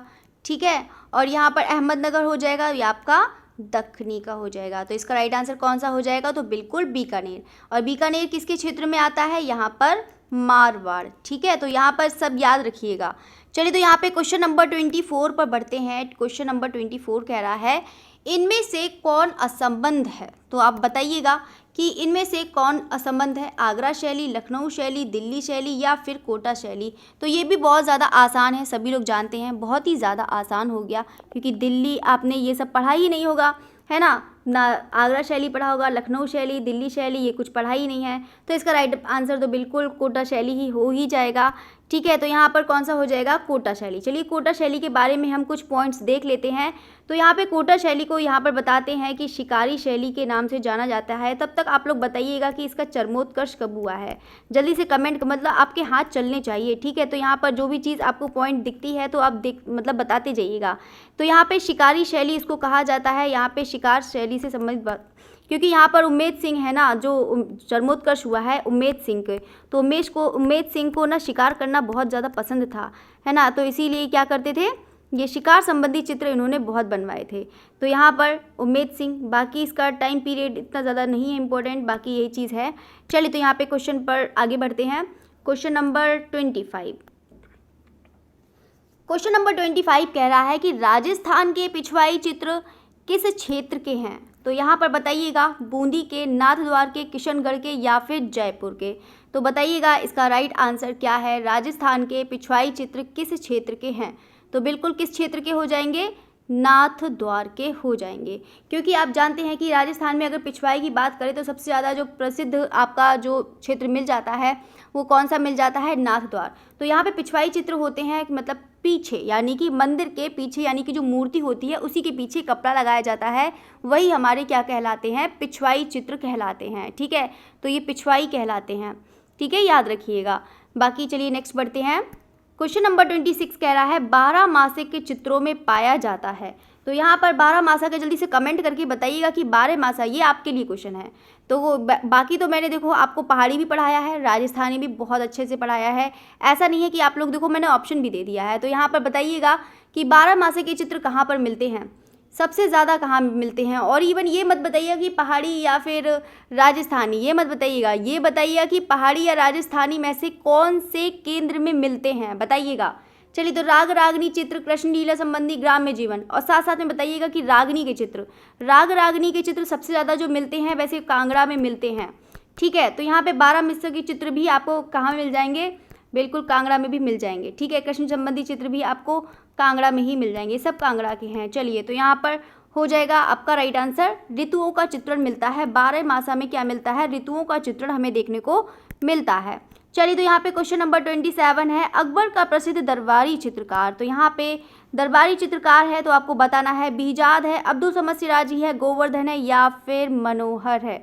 बताइएगा इसका राइट आंसर क्या है। ये तो बहुत ज़्यादा क्वेश्चन गलत ही है, अगर देखा जाए तो ये क्वेश्चन ही गलत है, क्योंकि अकबर का जो प्रसिद्ध दरबारी चित्रकार था वो कौन था, जानते हैं ना सभी लोग। तो अकबर का जो प्रसिद्ध चित्रकार था, यानी कि जो दरबारी चित्रकार था, वो कौन था? मीर सैयद अली था। अब सारे स्टूडेंट सोच रहे होंगे कि मीर सैयद अली तो यहाँ पर हुमायूं का था, लेकिन आपको बता देते हैं हुमायूं का ज़रूर था, लेकिन यहाँ पर जो उसकी प्रसिद्धि मिली थी, मीर सैयद अली हो चाहे अब्दुल समद सिराजी को हो, अगर इसकी प्रसिद्धि मिली थी तो वो अकबर कालीन में मिली थी। ठीक है, यहाँ पे होता है ना कि कोई चित्रकार किसी के समय में होता है, उसको प्रसिद्धि नहीं मिल पाती है, तो वो कोई चित्रकार नहीं माना जाएगा कि हाँ उसकी प्रसिद्धि, जो उसकी प्रसिद्धि हुई है वो अकबर के टाइम में थी। ठीक है, तो इसका ये प्रसिद्ध चित्रकार कौन हो जाएगा? मीर सैयद अली हो जाएंगे, अकबर का प्रसिद्ध चित्रकार था। ठीक है, याद रखिएगा। बाकी तो आप लोग जानते हैं, बिहजाद हो गया तो बिहजाद हो गया, एक शाह मुजफ्फर हो गया, ये दोनों हो जाएंगे आपके ईरान के हो जाएंगे, अब्दुल हसन हो जाएंगे, ये आपके जहांगीर के हो जाएंगे, गोवर्धन भी जहांगीर के हो जाएंगे, मनोहर भी जहांगीर के हो जाएंगे। ठीक है, तो ये चीज़ याद रखिएगा। क्वेश्चन नंबर 28 पर बढ़ते हैं। बाकी तो मैंने बता ही दिया है, इसमें कोई सा ऑप्शन नहीं है। चलिए, क्वेश्चन नंबर 28 है यहाँ पर मुगल चित्रकला 2 शैलियों के मिश्रण से बनी है, राजस्थानी दक्कनी, कश्मीरी पंजाबी, जैन पाल या फिर भारतीय पर्शियन। तो पर्शियन आप लोग जानते हैं मतलब क्या होता है, ईरानी या फिर हिरात या फिर और क्या कह सकते हैं, बस 2 ही कह सकते हैं। चलिए तीसरा पर्शियन। चलिए, तो भारतीय और पर्शियन। ठीक है, तो याद रखिएगा कि 2 शैलियों से मुगल चित्रकला 2 शैलियों के मिश्रण से बनी है, तो बिल्कुल भारतीय और पर्शियन से बनी है, ये चीज़ याद रखिएगा। देखो आप लोग बहुत ज़्यादा कन्फ्यूज़न होते होंगे कि बहुत सारे लोग नई नई चीज़ों की तरफ भागते हैं, नए नए क्वेश्चन की तरफ भागते हैं। देखो आप लोग गलती कर रहे हैं। देखो नए नए क्वेश्चन की तरफ भागिए, ठीक है, लेकिन आप लोग टाइम वेस्ट कर रहे हैं। जितना आपके पास पुराना मैटर है ना, उसको 10 बार पढ़ लीजिए, आपका ना सिलेक्शन हो जाए तो फिर कहिएगा। आप ज़्यादा से ज़्यादा अगर इतना भटकते रहते हैं ना क्वेश्चन ढूंढने में, क्वेश्चन करने में, इससे ज़्यादा तो आप इतना टाइम आप बुक में कर लीजिए, क्वेश्चंस कर लीजिए, प्रीवियस ईयर के पेपर्स कर लीजिए, उसको पूरा सॉल्व करिए अच्छे तरीके से, जैसे मैं करा रही हूँ वैसे उसी तरीके से सॉल्व करिए। तो यहाँ पे दास्तान अमीर हमज़ा नामक मुग़ल पोथी किसके समय बनी? तो ये भी बहुत ज़्यादा आसान सा है। तो सारे स्टूडेंट इसका टाइम पीरियड बताएंगे, दास्तान अमीर हमज़ा। साथ साथ में चलो पहले बताइएगा फ़ारसी अनुवाद बताइएगा, फ़ारसी अनुवाद किसने किया है, दास्तान अमीर हमज़ा या फिर हमज़ा नामा। ठीक है, जो फ़ारसी अनुवाद किया है ये तो फ़ारसी अनुवाद किया है। ठीक है, बाकी हमज़ा नामा जो है यहाँ पे अमीर हमज़ा की यहाँ पर कहानी का है। ठीक है, तो यहाँ पर जल्दी सारे स्टूडेंट जल्दी बताइएगा कि फ़ारसी अनुवाद किसने किया है, सभी बताइएगा। तो किसने किया है? बिल्कुल अताउल्लाह खां ने किया है, अताउल्लाह खां काज़वीन। देखो नाम तो बड़ा अजीब है, लंबा सा भी नाम है देखो। चलिए, तो यहाँ पे अता-उल्लाह खां काज़वीन है, मैंने पूरा ही नाम लिख दिया है कि ताकि आप लोग याद कर लें। ठीक है, तो यहाँ पे दास्तान-ए-अमीर-ज़मान को जो फ़ारसी अनुवाद किया है वो किसने किया है? अता-उल्लाह खां काज़वीन ने किया है। दूसरी चीज़ अगर यहाँ पर पूछते हैं कि यहाँ पर जो उसका समय है वो कौन सा हो जाएगा? 1560 से लेके 1575 का समय हो जाएगा। किसका? यहाँ पे दास्तान-ए-अमीर हमज़ा, यानी कि कह सकते हैं हम 16वीं सदी। ठीक है, तो यहाँ पर 16वीं सदी का टाइम पीरियड हो जाएगा ये अकबर का, यानी कि ग्रंथ होगा। ठीक है, तो 1560 से 1575 कितना हो गया? 16वीं सदी हो गया। अब हम बात करेंगे इसका दूसरी चीज़ बात करते हैं हम यहाँ पर चित्र की बात करते हैं। तो चित्र है यहाँ पर कितने हो जाएंगे? आपके 2400 चित्र हो जाएंगे। अब हम क्या बात करेंगे? तो यहाँ पर एक भी बता देते हैं कि जो इसका दूसरा नाम है, ठीक है, जो यहाँ पे दास्तान-ए-अमीर हमज़ा या फिर हमज़ा नामा का जो दूसरा नाम है वो क्या नाम है? सारे स्टूडेंट कमेंट करके बताइएगा कि कौन सा नाम है। तो बिल्कुल कौन सा हो जाएगा? जमुराद हो जाएगा। ठीक है, कौन सा हो जाएगा? जमुराद हो जाएगा। अब हम लास्ट बढ़ते हैं, यहाँ पर माप भी बता देते हैं कि माप इसकी क्या है। तो माप कौन सी हो जाएगी?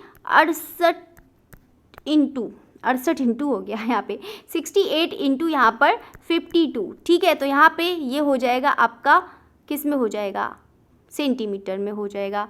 इंच में अगर हम बात करते हैं तो यहाँ पे कितना हो जाएगा? 27 इंटू 20 इंच हो जाएगा। ठीक है, तो ये चीज़ दोनों ही याद रखिएगा, बाकी मैंने आपको बता ही दिया है। ठीक है, तो ये चीज़ याद रखिएगा, बाकी दूसरा नाम भी बता दिया है मैंने, तो उसको भी याद रखिएगा। चलिए नेक्स्ट बढ़ते हैं क्वेश्चन पर 30 नंबर। ठीक है, चलिए, बसावन किस मुगल बादशाह का दरबारी चित्रकार था? तो बताइएगा यहाँ पे बसावन, तो बसावन तो आप समझ ही रहे होंगे कि किसका मुगल मतलब बादशाह का दरबारी चित्रकार था। तो बिल्कुल कौन सा हो जाएगा? तो बिल्कुल अकबर राइट आंसर हो जाएगा। इसमें तो ज़्यादा कुछ बताना नहीं है, तो पता ही है कि बसावन, बस ये जल्दी बताइए कि बसावन का पुत्र कौन था, जल्दी से बताइएगा कमेंट करके। बाकी नेक्स्ट क्वेश्चन पे बढ़ते हैं। नेक्स्ट क्वेश्चन क्या कह रहा है? Question number 31। चलिए, तो अब हम पढ़ते हैं रज़नामा के ग्रंथ के बारे में। रज़नामा ग्रंथ क्या है? अकबर की जीवनी है, मुगल राजाओं का इतिहास है, या फिर महाभारत है, या फिर रामायण कथा है।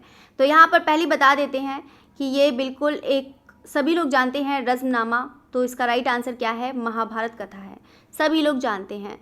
तो ज़रा सा सारे स्टूडेंट इसका टाइम पीरियड बताइएगा। वैसे इतना टाइम पीरियड पूछा नहीं जाएगा, तो यहाँ पे 1582 से आपका 1589 हो जाएगा। ये भी आपका कौन सा हो जाएगा? 16वीं सदी। ठीक है, तो यहाँ पर आप समझ सकते हैं कि जितने भी ग्रंथ हैं यहाँ पर आपके 16वीं सदी में हो जाएंगे। ठीक है, तो यहाँ पर हम बता देते हैं कि रज़नामा जो है, तो रज़नामा तो आपने देखा कि ये महाभारत का ही जो है क्या है? फ़ारसी अनुवाद है। जो फ़ारसी अनुवाद किया है वो सारे स्टूडेंट बताइएगा कि किसने किया है। तो फ़ारसी अनुवाद बताइएगा किसने किया है? तो बिल्कुल किसने किया है? अब्दुल कादिर बदायूनी ने किया है। ठीक है, किसने किया है? अब्दुल कादिर बदायूनी।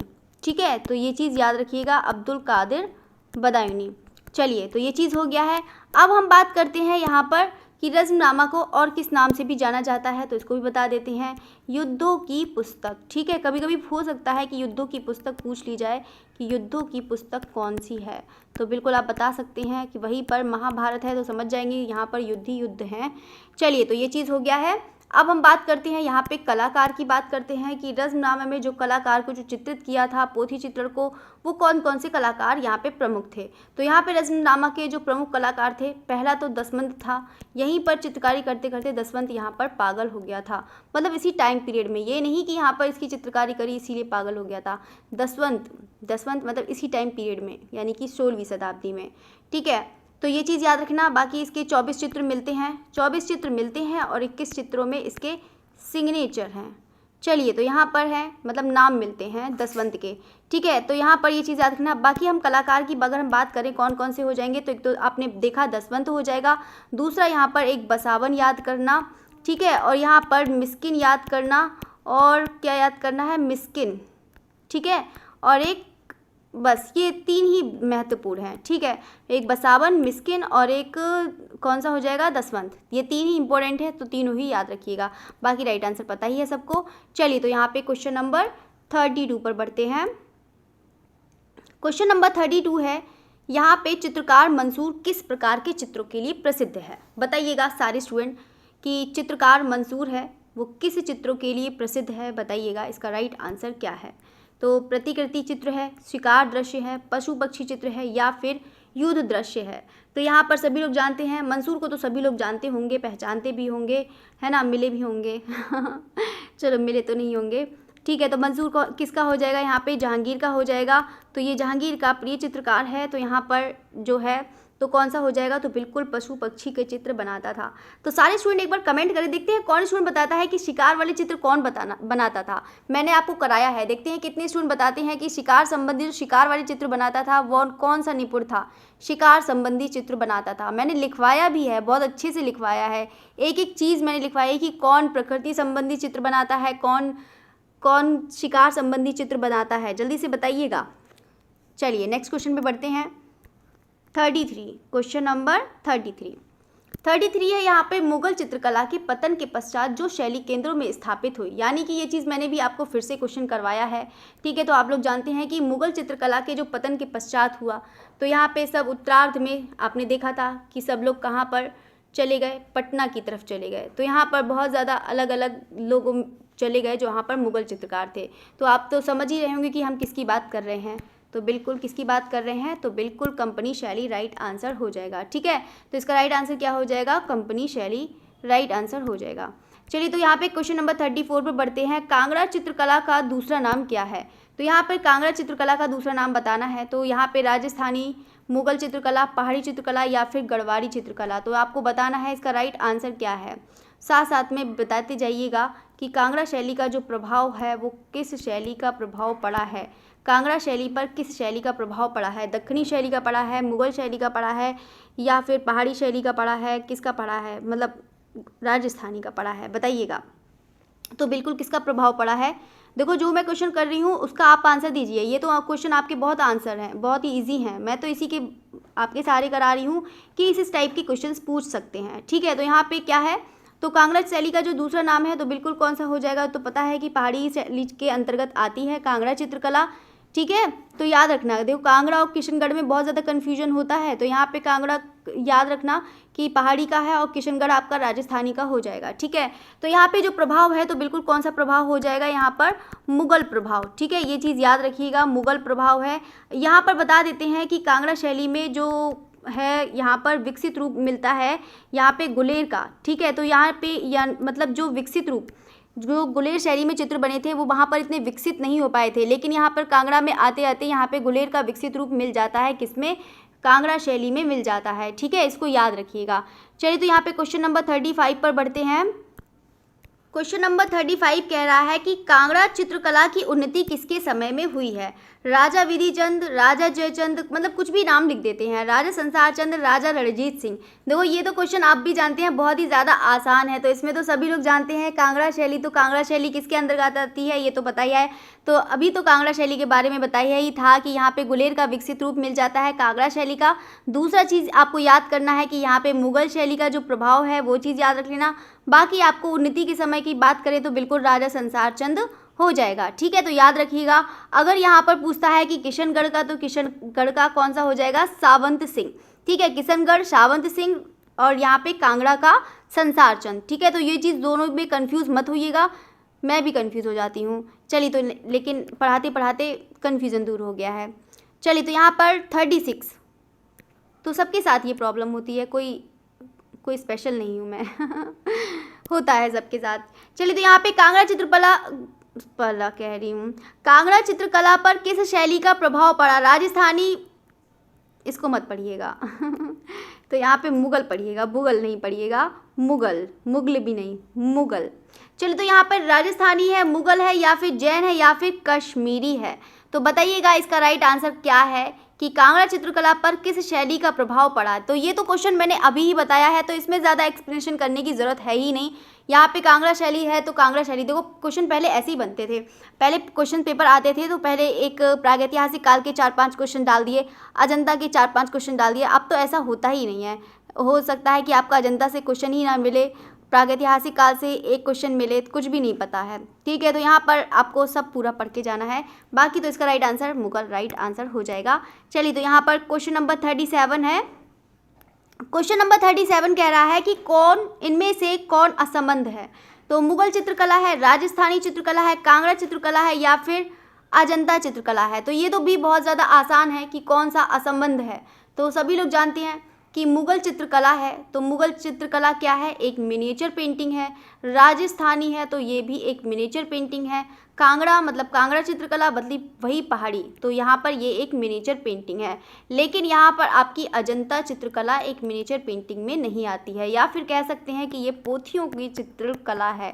ठीक है, तो यहाँ पे ये पोथियों की चित्र बना है। यहाँ पे तीनों में मतलब किसी भी तरीके से संबंध कर सकते हैं जो अजंता से बिल्कुल अभिन्न मतलब भिन्न है। ठीक है, तो ये चीज़ का राइट आंसर कौन सा हो जाएगा, तो बिल्कुल अजंता चित्रकला हो जाएगा। चलिए, तो यहाँ पे क्वेश्चन नंबर 38 पर बढ़ते हैं। क्वेश्चन नंबर 38 कह रहा है कि कांगड़ा शैली के चित्रों के विषय हैं। तो यहाँ पे कांगड़ा शैली के चित्रों के विषय हैं रागमाला, कृष्णलीला, नायक नायिका या फिर उक्त सभी। तो यहाँ पे कांगड़ा शैली की तो एक खास बात है कि यहाँ पे राग रागनी संबंधी चित्र मिल जाएंगे। दूसरी चीज़ यहाँ पे कृष्णलीला संबंधी मिल जाएंगे। तीसरी चीज़ यहाँ पर नायक नायिका के संबंधी यहाँ पर चित्र मिल जाएंगे। इवन यहाँ पर 12 मासे के भी चित्र आपको देखने को मिल जाते हैं। तो इसका मतलब ये है कृष्ण वो यहाँ पर, और यहाँ पर प्रेम संबंधी चित्र भी देखने को मिल जाएंगे। तो यहाँ पर कितनी सारी विशेषता हैं तो आप लोग देख सकते हैं। तो यहाँ पर बाकी कांगड़ा शैली में जो बात करते हैं कि कांगड़ा शैली कहाँ है, तो यहाँ पर ये जानते हैं कि पहाड़ी का है। तो बाकी इसका राइट आंसर क्या हो जाएगा, तो बिल्कुल उक्त सभी हो जाएगा। ठीक है, तो यहाँ पर ये चीज़ याद रखिएगा। बाकी अगर हम चित्र की बात करें तो यहाँ पे दो तीन चित्र ज़रूर याद रखिएगा। एक है यहाँ पर प्रेमी युगल चौपड़ खेलते हुए, एक चित्र याद कर लेना प्रेमी युगल चौपड़ खेलते हुए, ये चीज़ याद रखना। दूसरा चित्र याद रखना आप राग मेघ वाला, भी बहुत ज़्यादा इम्पोर्टेंट है, राग मेघ। ठीक है, ये भी याद रखना। चलिए, तो बाकी जो ये है एक प्रेमी युगल चौपड़ खेलते हुए, एक राग मेघ, ये दोनों बहुत ज़्यादा इंपॉर्टेंट है, तो इसको भी याद रखिएगा। चलिए, तो यहाँ पर नेक्स्ट क्वेश्चन पे बढ़ते हैं। क्वेश्चन नंबर 39 कह रहा है कि कौन सा पहाड़ी शैली के चित्रों का केंद्र नहीं है। तो यहाँ पर आपको बताना है बसोहली है, गुलेर है, मेवाड़ है या फिर कांगड़ा है। तो बताइएगा इसका राइट आंसर क्या है कि कौन सा पहाड़ी शैली के चित्रों का केंद्र नहीं है। तो बताइएगा कि कौन सा इसका केंद्र नहीं है, बसोहली है, गुलेर है, मेवाड़ है या फिर कांगड़ा है। तो बिल्कुल कौन सा हो जाएगा पहाड़ी चित्रकला का, देखो पहाड़ी जो है तो बसोहली है तो है, ये पता ही है, गुलेर भी है, कांगड़ा भी है। बस इसमें एक ही ऐसा है बेचारा बैठा है जो मेवाड़ है, ये किसका हो जाएगा, राजस्थानी का हो जाएगा। किसका हो जाएगा, राजस्थानी का हो जाएगा। ठीक है, तो ये चीज़ याद रखिएगा। क्वेश्चन नंबर 40 पर बढ़ते हैं। क्वेश्चन नंबर 40 क्या कह रहा है कि भारतीय चित्रकला का पुनर्जागरण का श्रेय किया जाता है, मतलब किसे जाता है, मैं भी किए पढ़ रही हूँ यहाँ पे, किसे जाता है। चलिए, तो क्षेत्रीय मुगल शैली, कंपनी शैली, यूरोपीय शैली या फिर बंगाल शैली। तो बताइएगा इसका राइट आंसर क्या है कि जो भारतीय चित्रकला के पुनर्जागर, तो पुनर्जागर भी हो बोल सकते हैं, पुनरुत्थान भी बोल सकते हैं। ठीक है, या फिर हम बोल सकते हैं आधुनिक चित्रकला भी बोल सकते हैं। तो किसका है, तो बिल्कुल किसका हो जाएगा, तो बंगाल शैली का हो जाएगा इसका राइट आंसर। यानी कि जो पहले भारतीय कला थी, बंगाल शैली जो ऐसी कला है कि यानी कि पहले जो पिक्चर्स होती, यानी कि जो वेस्टर्न आपकी देखी होगी पिक्चर्स होती होंगी, तो उसका तो बिल्कुल एकदम ख़त्म ही कर दिया था। तो यहाँ पर जितनी भी हैं सब आपको पुरानी जो थी, यानी कि मतलब जो भारतीय कला की एकदम पुरानी पुरानी जो पिक्चर्स थी, जो मतलब है उसी को ही पुनर्जीवित कर दिया, कि मतलब कुछ जो भारतीय कला को ज़्यादा महत्व दिया, ये कहने का मतलब है। तो यहाँ पे इसका राइट आंसर क्या हो जाएगा, तो बिल्कुल बंगाल शैली हो जाएगा। नेक्स्ट क्वेश्चन पे बढ़ते हैं। क्वेश्चन नंबर 41, यहाँ पे आपके बस क्वेश्चंस ख़त्म होने वाले हैं, बस आप करिए क्वेश्चन।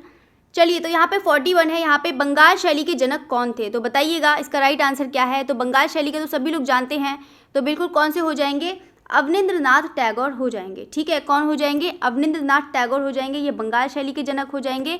और यहाँ पर जो नंदलाल बोस हैं, ये किसके हो जाएंगे, किसके हो जाएंगे, यहाँ पे नव बंगाल शैली के कलाकार हो जाएंगे, नव बंगाल शैली के। बाकी गगनेंद्रनाथ टैगोर की बात करते हैं तो यहाँ पर किसके हो जाएंगे, ये घनवाद के हो जाएंगे। यहाँ पे घनवाद का यहाँ ने भारत में सर्वप्रथम प्रयोग किया था, यहाँ पे किसने, गगनेंद्रनाथ। रविंद्रनाथ टैगोर की अगर हम बात करते हैं तो ये फाओवाद से संबंधित हो जाएंगे, किससे, फाओवाद। ठीक है, तो इसको याद रखिएगा। चलिए, तो यहाँ पर मैंने आपको बता ही दिया है कौन कौन किससे संबंधित हैं। चलिए, तो यहाँ पे क्वेश्चन नंबर 42 पर बढ़ते हैं। अविंद्रनाथ टैगोर ने किस माध्यम में अपने चित्र बनाए। देखो क्वेश्चन तो बहुत ज़्यादा आसान है, बहुत ज़्यादा कर लेंगे, लेकिन जो मैं क्वेश्चन यहाँ पर बता रही हूँ उसको ज़रूर आप लर्न करके जाइएगा एग्ज़ाम से पहले, ठीक है। तो यहाँ पर रविंद्रनाथ टैगोर ने किस माध्यम में अपने चित्र बनाए हैं, तो सभी लोग जानते हैं किस माध्यम में बनाए हैं, तो बिल्कुल जल रंग में बनाए हैं। और जल रंग में क्या बनाया है, उन्होंने वॉश चित्रण में काम किया है। किसने, रविंद्रनाथ टैगोर ने काम किया है, ये चीज़ याद रखिएगा। बाकी क्वेश्चन पे बढ़ते हैं 43। बाकी तो अब A.N. टैगोर और नंदलाल बोस, अमृता शेरगिल, ये तो आप ज़रूर याद करके जाइएगा एग्ज़ाम से पहले, बहुत बार एग्ज़ाम में पूछता है, हर बार पूछता है। तो नव बंगाल शैली किसकी देन है, छिदंरनाथ मजूमदार, ये तो मैंने अभी ही बताया ही था। जामिनी राय की बात करें तो ये किससे संबंधित थे, यहाँ पर लोक कला, ठीक है, लोक कला, या फिर बोल सकते हैं ये काली घाट के चित्रों से प्रभावित थे, ठीक है। नंदलाल बोस हैं, तो नंदलाल बोस, तो इसका चलो राइट आंसर हो जाएगा।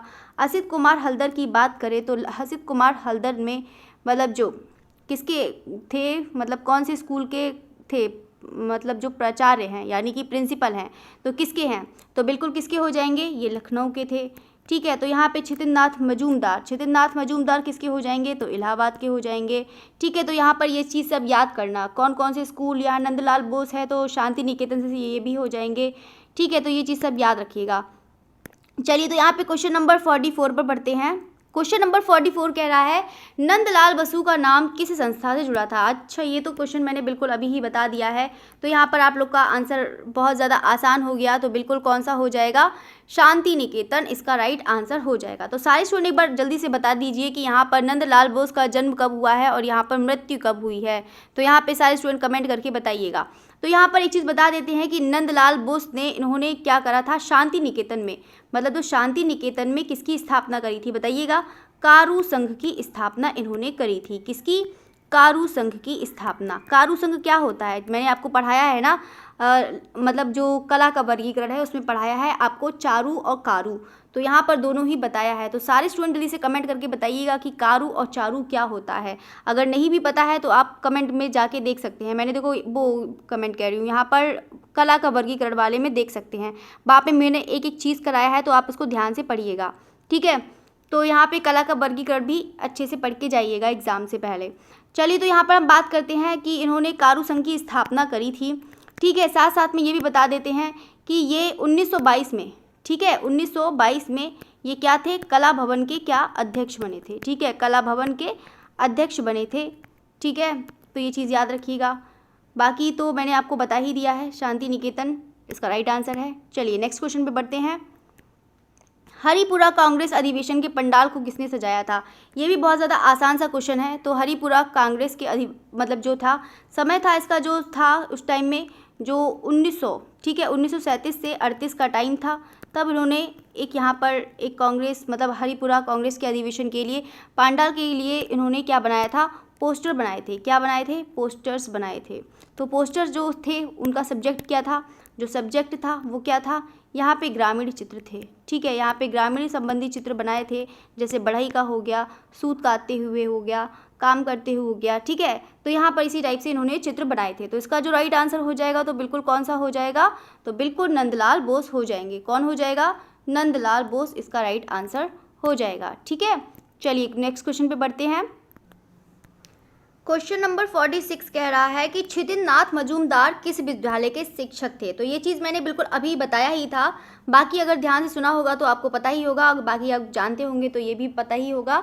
तो बिल्कुल कौन सा हो जाएगा, इलाहाबाद विश्वविद्यालय के हो जाएंगे, ठीक है। तो ये चीज़ याद रखिएगा। अगर लखनऊ विश्वविद्यालय के पूछते हैं, यहाँ पर प्रिंसिपल की बात करते हैं, ठीक है, तो यहाँ पे जो प्राचार्य थे वो कौन हो जाएंगे, यहाँ पे असित कुमार हल्दर हो जाएंगे, ठीक है। तो इसको भी याद रखिएगा, ठीक है। तो यहाँ पे एग्जाम में पूछ लिया जाता है कि कौन कौन से कहाँ के विद्यालय के प्रधानाचार्य थे, कहाँ के प्रिंसिपल। चलो ये भी क्वेश्चन आ ही गया है, तो ये भी क्वेश्चन बहुत ज़्यादा आसान हो गया है। तो बिल्कुल राइट आंसर इसका कौन सा हो जाएगा, तो बिल्कुल लखनऊ हो जाएगा, ठीक है। तो इसका राइट आंसर कौन सा हो जाएगा, लखनऊ। तो यहाँ पर इसका हो जाएगा लखनऊ। तो बाकी एक बार कमेंट करके बताइएगा कि कलकत्ता, यहाँ पे कलकत्ता का बताइएगा, दिल्ली का भी बताइएगा कि कौन से प्रचार्य हैं, कौन से इससे जुड़े हैं, यहाँ पर मतलब शिक्षा से, शिक्षा बतानी है आपको, ठीक है। तो यहाँ पर क्वेश्चन नंबर है, यहाँ पर ऑप्शन ही है, यहाँ पर ऑप्शन नहीं, यहाँ पे 1 2 3 4 हो गया है। चलिए यहाँ पे 1 2 3 4 ही थे। चलिए, तो यहाँ पे आपको बताना है, राजा रवि वर्मा जाने जाते हैं, ये तो पता ही है। तो यहाँ पर आपको बताना है कि लिथोग्राफी, देखो ये कल ही क्वेश्चन मैंने कराया था, तो सारे स्टूडेंट एक बार कमेंट करके बताइएगा कि लिथोग्राफी की जो खोज करी थी वो लिथो प्रेस, ठीक है, जो लिथो प्रेस की यहाँ पर खोज करी थी वो कब करी थी बताइएगा। लिथो प्रेस, बताइए लिथो प्रेस की जो स्थापना करी थी उन्होंने कब करी थी बताइएगा, जो करी थी कब, डेट बताइएगा। कल ही मैंने पढ़ाया है आपको, सारे स्टूडेंट बताइएगा। तो बिल्कुल पौराणिक चित्रों के लिए है, यहाँ पर राजा रवि वर्मा जाने जाते हैं, पौराणिक चित्रों के लिए जाने जाते हैं। चलिए तो यहाँ पे नेक्स्ट क्वेश्चन पे बढ़ते हैं। यहाँ पर नेक्स्ट क्वेश्चन क्या कह रहा है, कौन बंगाल शैली का चित्रकार नहीं है। तो यहाँ पर आपको पता ही है, सुधीर रंजन खासगी, शारदा चरण उकील है, मुकुल डे हैं, या फिर ईश्वरी चंद है। वो ईश्वरी प्रसाद है। तो बताइएगा ईश्वरी प्रसाद कहाँ के हैं, यही बताइएगा साथ में। देखो ये आपका लोग का टेस्ट है, तो आप लोग टेस्ट दीजिए। अब जितने भी क्वेश्चन बचे हैं तो बस आप लोग का हो गया, जितना बताना था बताना, बस मैं आपसे क्वेश्चंस करूँगी, बस उसका आंसर आप देती जाइएगा। वैसे तो आप लोग को पता ही है, तो आप लोग सब लोग दे ही देंगे। तो बताइएगा ईश्वरी प्रसाद है तो वो कहाँ के कलाकार थे, बताइएगा कहाँ के कलाकार हैं, सभी लोग बताइएगा। और चलिए तो क्वेश्चन नंबर 15 पर बढ़ते हैं। यहाँ पर इनमें से कौन असंबद्ध है, जल्दी जल्दी क्वेश्चंस करा देते हैं कि आपके क्वेश्चन सारे हो जाएं, पूरा सेट हो जाए। तो यहाँ पे इनमें से कौन असंबद्ध है, विनोद बिहारी मुखर्जी, समरेंद्र नाथ गुप्त, शैलेंद्र नाथ गुप्त, या फिर एन.एस. बेंद्रे। तो यहाँ पर आप लोग जानते हैं कि विनोद बिहारी मुखर्जी हैं, वो भी किससे संबंधित है, आपके बंगाल कला से संबंधित हैं, ठीक है। समरेंद्र नाथ गुप्त है, ये भी बंगाल शैली से संबंधित हैं। शैलेंद्र नाथ डे हैं, तो ये भी बंगाल स्कूल से संबंधित हो जाएंगे। लेकिन यहाँ पर जो नारायण श्रीधर बेंद्रे हैं, ये किससे संबंधित हैं, यहाँ पर ये किससे, बंगाल शैली से संबंधित नहीं है। ये किससे है, ये बिंदुवाद से प्रभावित है, मतलब ये बिंदुवाद के हैं ये, ठीक है। बिंदुवाद या फिर बोल सकते हैं नव प्रभाववाद, ठीक है। तो यहाँ पर याद रखिएगा बिंदुवाद या फिर नव प्रभाववाद। अगर हम बात करते हैं कि कह रही हूँ एन.एस. बेंद्रे हैं, तो अगर यहाँ पर इनकी शिष्य की बात करते हैं, कभी कभी एग्जाम में हो सकता है कि शिष्य पूछ लिया जाए, तो उसको भी याद रखिएगा कि यहाँ पे शिष्य है। तो सारे स्टूडेंट वैसे सभी लोग आप लोग बताइएगा कि शिष्य कौन कौन से हैं, मैं तो बताती ही रहती हूँ। चलिए तो सारे स्टूडेंट शिष्य बताइएगा कि कौन कौन से हैं। तो के.एस. कुलकर्णी है, शांति दवे है, जी.आर. संतोष हैं, सब लोग बताइए कौन कौन से थे। तो यहाँ पे ये भी बता देते हैं कि जो एन.एस. बेंद्रे हैं, तो यानी कि किससे हो जाएंगे आपके, कौन से, अगर यहाँ पर पूछता है कि कौन से विश्वविद्यालय के प्रोफेसर थे, तो कहाँ के थे ये, बड़ौदा के, ठीक है। कहाँ से, बड़ौदा विश्वविद्यालय के क्या थे, ये प्रोफेसर थे। चलिए तो ये चीज़ हो गया है। चलिए जल्दी जल्दी क्वेश्चन करा देते हैं, तो आपका सेट पूरा खत्म हो जाएगा। चलिए तो यहाँ पे क्वेश्चन नंबर 51 पे बढ़ते हैं। इनमें मूर्तिकार कौन है। तो यहाँ पर आप सभी लोग जानते हैं, ये भी बहुत ज़्यादा आसान है कि यहाँ पर जो मूर्तिकार हैं कौन है, तो सभी लोग जानते हैं। तो इसका राइट आंसर कौन सा हो जाएगा, तो बिल्कुल देवी प्रसाद राय चौधरी हैं। देखो यहाँ पर ये चित्रकार भी थे, मूर्तिकार थे, लेकिन यहाँ पर देखो लेकिन इनको जो जाना जाता है वो किसके रूप में जाना जाता है, देवी प्रसाद राय चौधरी को मूर्तिकार के रूप में इनको जाना जाता है, ठीक है। ये चीज़ याद रखिएगा। चलिए तो बाकी नेक्स्ट क्वेश्चन में बढ़ते हैं। राजा रवि वर्मा का जन्म 1848 में किस स्थान में हुआ। देखो ये भी आप भी जानते हैं कि बहुत ही ज़्यादा आसान सा क्वेश्चन है, ठीक है। तो यहाँ पर सभी लोग जानते हैं, तो बिल्कुल किलीमन्नूर में हुआ है। किलीमन्नूर में कहाँ पर हुआ है ये भी बताइएगा। तो यहाँ पर कहाँ पर हुआ है, तो ये पता ही है कि यहाँ पर 29 अप्रैल को, ठीक है। तो यहाँ पर याद रखिएगा 29 अप्रैल यहाँ पर 1882। चलिए तो ये चीज़ हो गया है। नेक्स्ट क्वेश्चन पे वैसे मैंने वो 1882 कह रही हूँ, राजा रवि वर्मा, मैं 1882 उसका बता रही हूँ, 1848, ठीक है। तो याद रखिएगा 1848 में इनका जन्म, और यहाँ पर कौन सा, किलीमन्नूर में कहाँ पर, केरल। चलिए तो यहाँ पर हो गया है। नेक्स्ट बढ़ते हैं, यहाँ पर 53 क्वेश्चन है। राजा रवि वर्मा ने भारत में सर्वप्रथम स्थापित किया। तो यहाँ पर बताइएगा आर्ट स्कूल, ओलियोग्राफी, आर्ट गैलरी। तो आर्ट, ये तो बिल्कुल अभी ही क्वेश्चन आया था, मैंने क्वेश्चन भी पूछा था। देखो मैं जो क्वेश्चन पूछ लेती हूँ वहाँ पर एग्जाम में भी ये वाले आ ही जाते हैं। तो यहाँ पे बता रही हूँ कि कुछ चीज़ें जो पॉइंट्स है ना, तो उसको बहुत अच्छे से याद रखिएगा, ठीक है। तो यहाँ पर कल ही मैंने ये वाला क्वेश्चन कराया था, फुल डिटेल्स में कराया था। तो यहाँ पर आप से रिक्वेस्ट है कि डेली आप क्लास ज्वाइन करा करें, कि ताकि आपको एक एक क्वेश्चन की एक एक मतलब जो भी है फुल डिटेल्स मिले, ठीक है। तो बिल्कुल यहाँ पर कौन सा हो जाएगा, ओलियोग्राफी प्रेस हो जाएगा। यहाँ पे ओलियोग्राफी प्रेस भी खोल सकते हैं, या फिर हम यहाँ पर लिथोग्राफी प्रेस, यानी कि लिथोग्राफी से, यानी कि जो प्रेस है यहाँ से उन्होंने जो प्रिंट करे थे, यहाँ पर बहुत सारी प्रॉब्लम होती थी ना, कि मतलब जो प्रिंट करे थे, तो पहले इतने सारे चित्र, क्योंकि इनके पास इतनी सारी डिमांड आने लगी, तो ना वो राजा रवि वर्मा के पास कि ये चित्र बना दो, ये चित्र बना दो। तो यहाँ पर समझ में नहीं आ रहा था कि यहाँ पर कैसे करें, तो यहाँ पर उन्होंने लिथोग्राफी ही प्रेस खोल लिया। तो यहाँ पे प्रिंट निकालने लगे। देखो ये बहुत अच्छी तरीका है कि यहाँ पे प्रॉब्लम को सॉल्व करी जाए। तो सोल्यूशन भी निकल आया। चलिए, तो जामिनी राय किस शैली से प्रेरणा थे? कंपनी शैली, कालीघाट, पट शैली, बंगाल शैली। ये तो बिल्कुल मैंने अभी क्वेश्चन बताया। देखो जो मैं क्वेश्चन पूछती हूँ वो देखो यहाँ पर आगे आ ही गया है, तो यहाँ पर बस आपको टिक लगवाने हैं, बस आप टिक लगाते जाइए, बस हो गया। तो ये तो सबको ही पता है कि जामिनी शैली यहाँ पर किस शैली, कभी कभी हो सकता है कि लोक कला शैली भी दे दे, ठीक है, तो यहाँ पे लोक शैली भी दे सकता है, तो दोनों ही याद रखिएगा, लोक कला और यहाँ पर कालीघाट, तो दोनों ही याद करिए। चलिए, तो क्वेश्चन नंबर यहाँ पे 55 पर बढ़ते हैं। क्वेश्चन नंबर 55 कह रहा है देवी प्रसाद राय चौधरी कहाँ के प्रिंसिपल थे? तो यहाँ पर आपको बताना है कि देवी प्रसाद राय चौधरी कहाँ के प्रिंसिपल थे, तो बिल्कुल कहाँ के हो जाएंगे? मद्रास आर्ट स्कूल से हो जाएंगे। साथ साथ में इनकी शिक्षा भी बताइएगा कि देवी प्रसाद राय चौधरी की जो शिक्षा है वो कहाँ से हुई है, सभी स्टूडेंट बताइएगा। तो यहाँ पे देवी प्रसाद राय चौधरी कहाँ के प्रिंसिपल थे? तो बिल्कुल यहाँ पर मद्रास आर्ट स्कूल के प्रिंसिपल हो जाएंगे, ठीक है, कहाँ के? मद्रास आर्ट स्कूल के, ठीक है, याद रखिएगा।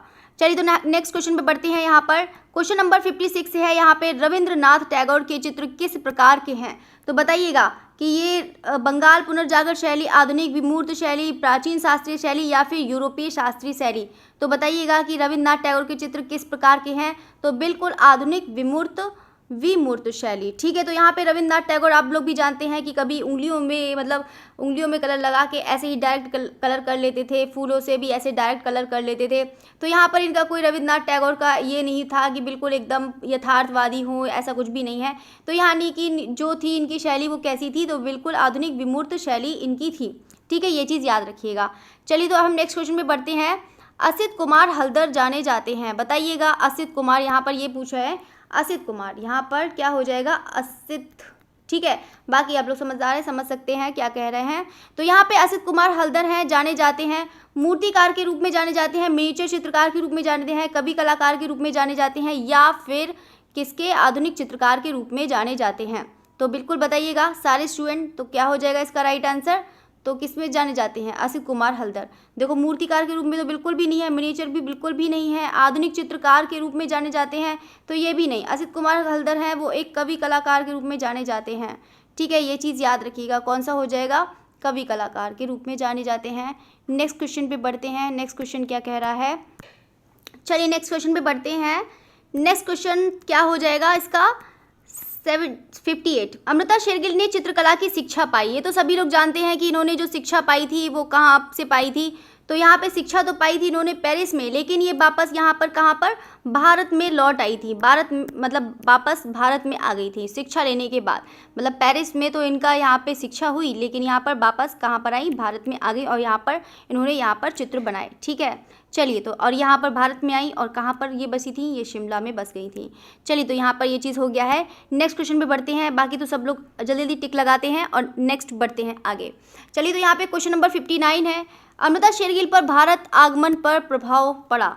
तो यहाँ पे लोक कला है, अजंता चित्रों का, राजस्थानी चित्रकला या फिर बंगाल पुनर्जागरण के चित्रों का प्रभाव पड़ा। तो सारे स्टूडेंट इसका राइट आंसर बताइएगा कि क्या है। तो अमृता शेरगिल पे जो भारत आगमन पर जो प्रभाव पड़ा था वो बिल्कुल किस पर पड़ा था? सारे स्टूडेंट बताइए इसका राइट आंसर क्या। तो बिल्कुल इसका राइट आंसर कौन सा हो जाएगा? अजंता चित्रों से हो जाएगा, क्योंकि इन्होंने जो प्रारंभिक यानी कि जो चित्र बनाए थे, तो यहाँ पे अजंता के जो विशाल और वो थे वहाँ पर उन्होंने सबसे पहले देखा था, तो उसी से ही वो उनका प्रभाव पड़ा था अजंता के चित्रों पर। जो कोई भी चीज़ होता है, कोई भी चीज़ सबसे स्टार्टिंग में पहले देखता है तो उस पर ज़्यादा प्रभाव पड़ने लगता है, ठीक है। तो यहाँ पे जैसे कि पॉल गॉगिन से मिले हैं, तो यहाँ पर अगर प्रभाव की बात करें तो बाकी तो आप जानते ही हैं कि प्रभाव पड़ा है जो किसका? अमृता शेरगिल का। अमृता शेरगिल का जो प्रभाव पड़ा है वो किससे पड़ा है? यहाँ पे पॉल गॉगिन, ठीक है। तो यहाँ पे पॉल गॉगिन से ये प्रभावित थी, ठीक है, पॉल गॉगिन से प्रभावित थी। तो सारे स्टूडेंट एक बार कमेंट करके बताइएगा कि अमृता शेरगिल की जो यहाँ पर तारीफ़ करी थी, या अमृता शेरगिल को यानी कि अप्रिशिएट किया था, वो कौन से कलाकार ने किया था? जल्दी से कमेंट करके बताइएगा कौन थे, जल्दी से बताइएगा।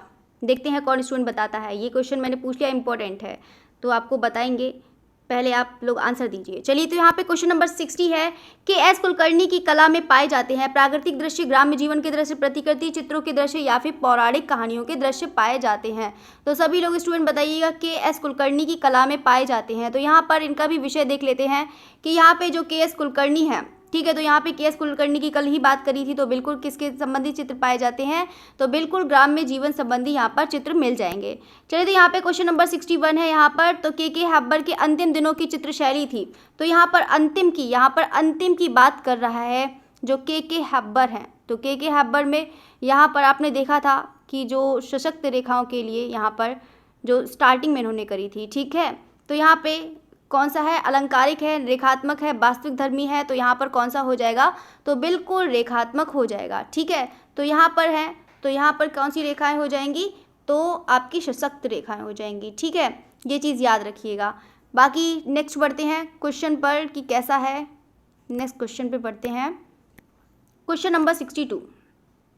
चलिए, तो यहाँ पे 62 है, कंपनी शैली के भारतीय केंद्रों में प्रसिद्ध है, मुर्शिदाबाद है, कलकत्ता है, पटना है या फिर दिल्ली है, तो बताइएगा कि क्या है। तो यहाँ पे कंपनी शैली के चित्रकार भी याद कर लीजिएगा, ठीक है। तो कंपनी शैली के जैसे कि एक याद करिएगा हुलास लाल, जिसमें से कंपनी शैली के जो कलाकार की बात करें, हुलास लाल इम्पोर्टेंट है, याद रखिएगा, ठीक है। तो यहाँ पर ईश्वरी प्रसाद हैं, तो ईश्वरी प्रसाद को भी याद रखिएगा, ये भी इम्पोर्टेंट है। बाकी तो सब लोग जानते होंगे, लालचंद, उस्ताद राम प्रसाद, ये तो सब याद रखिएगा।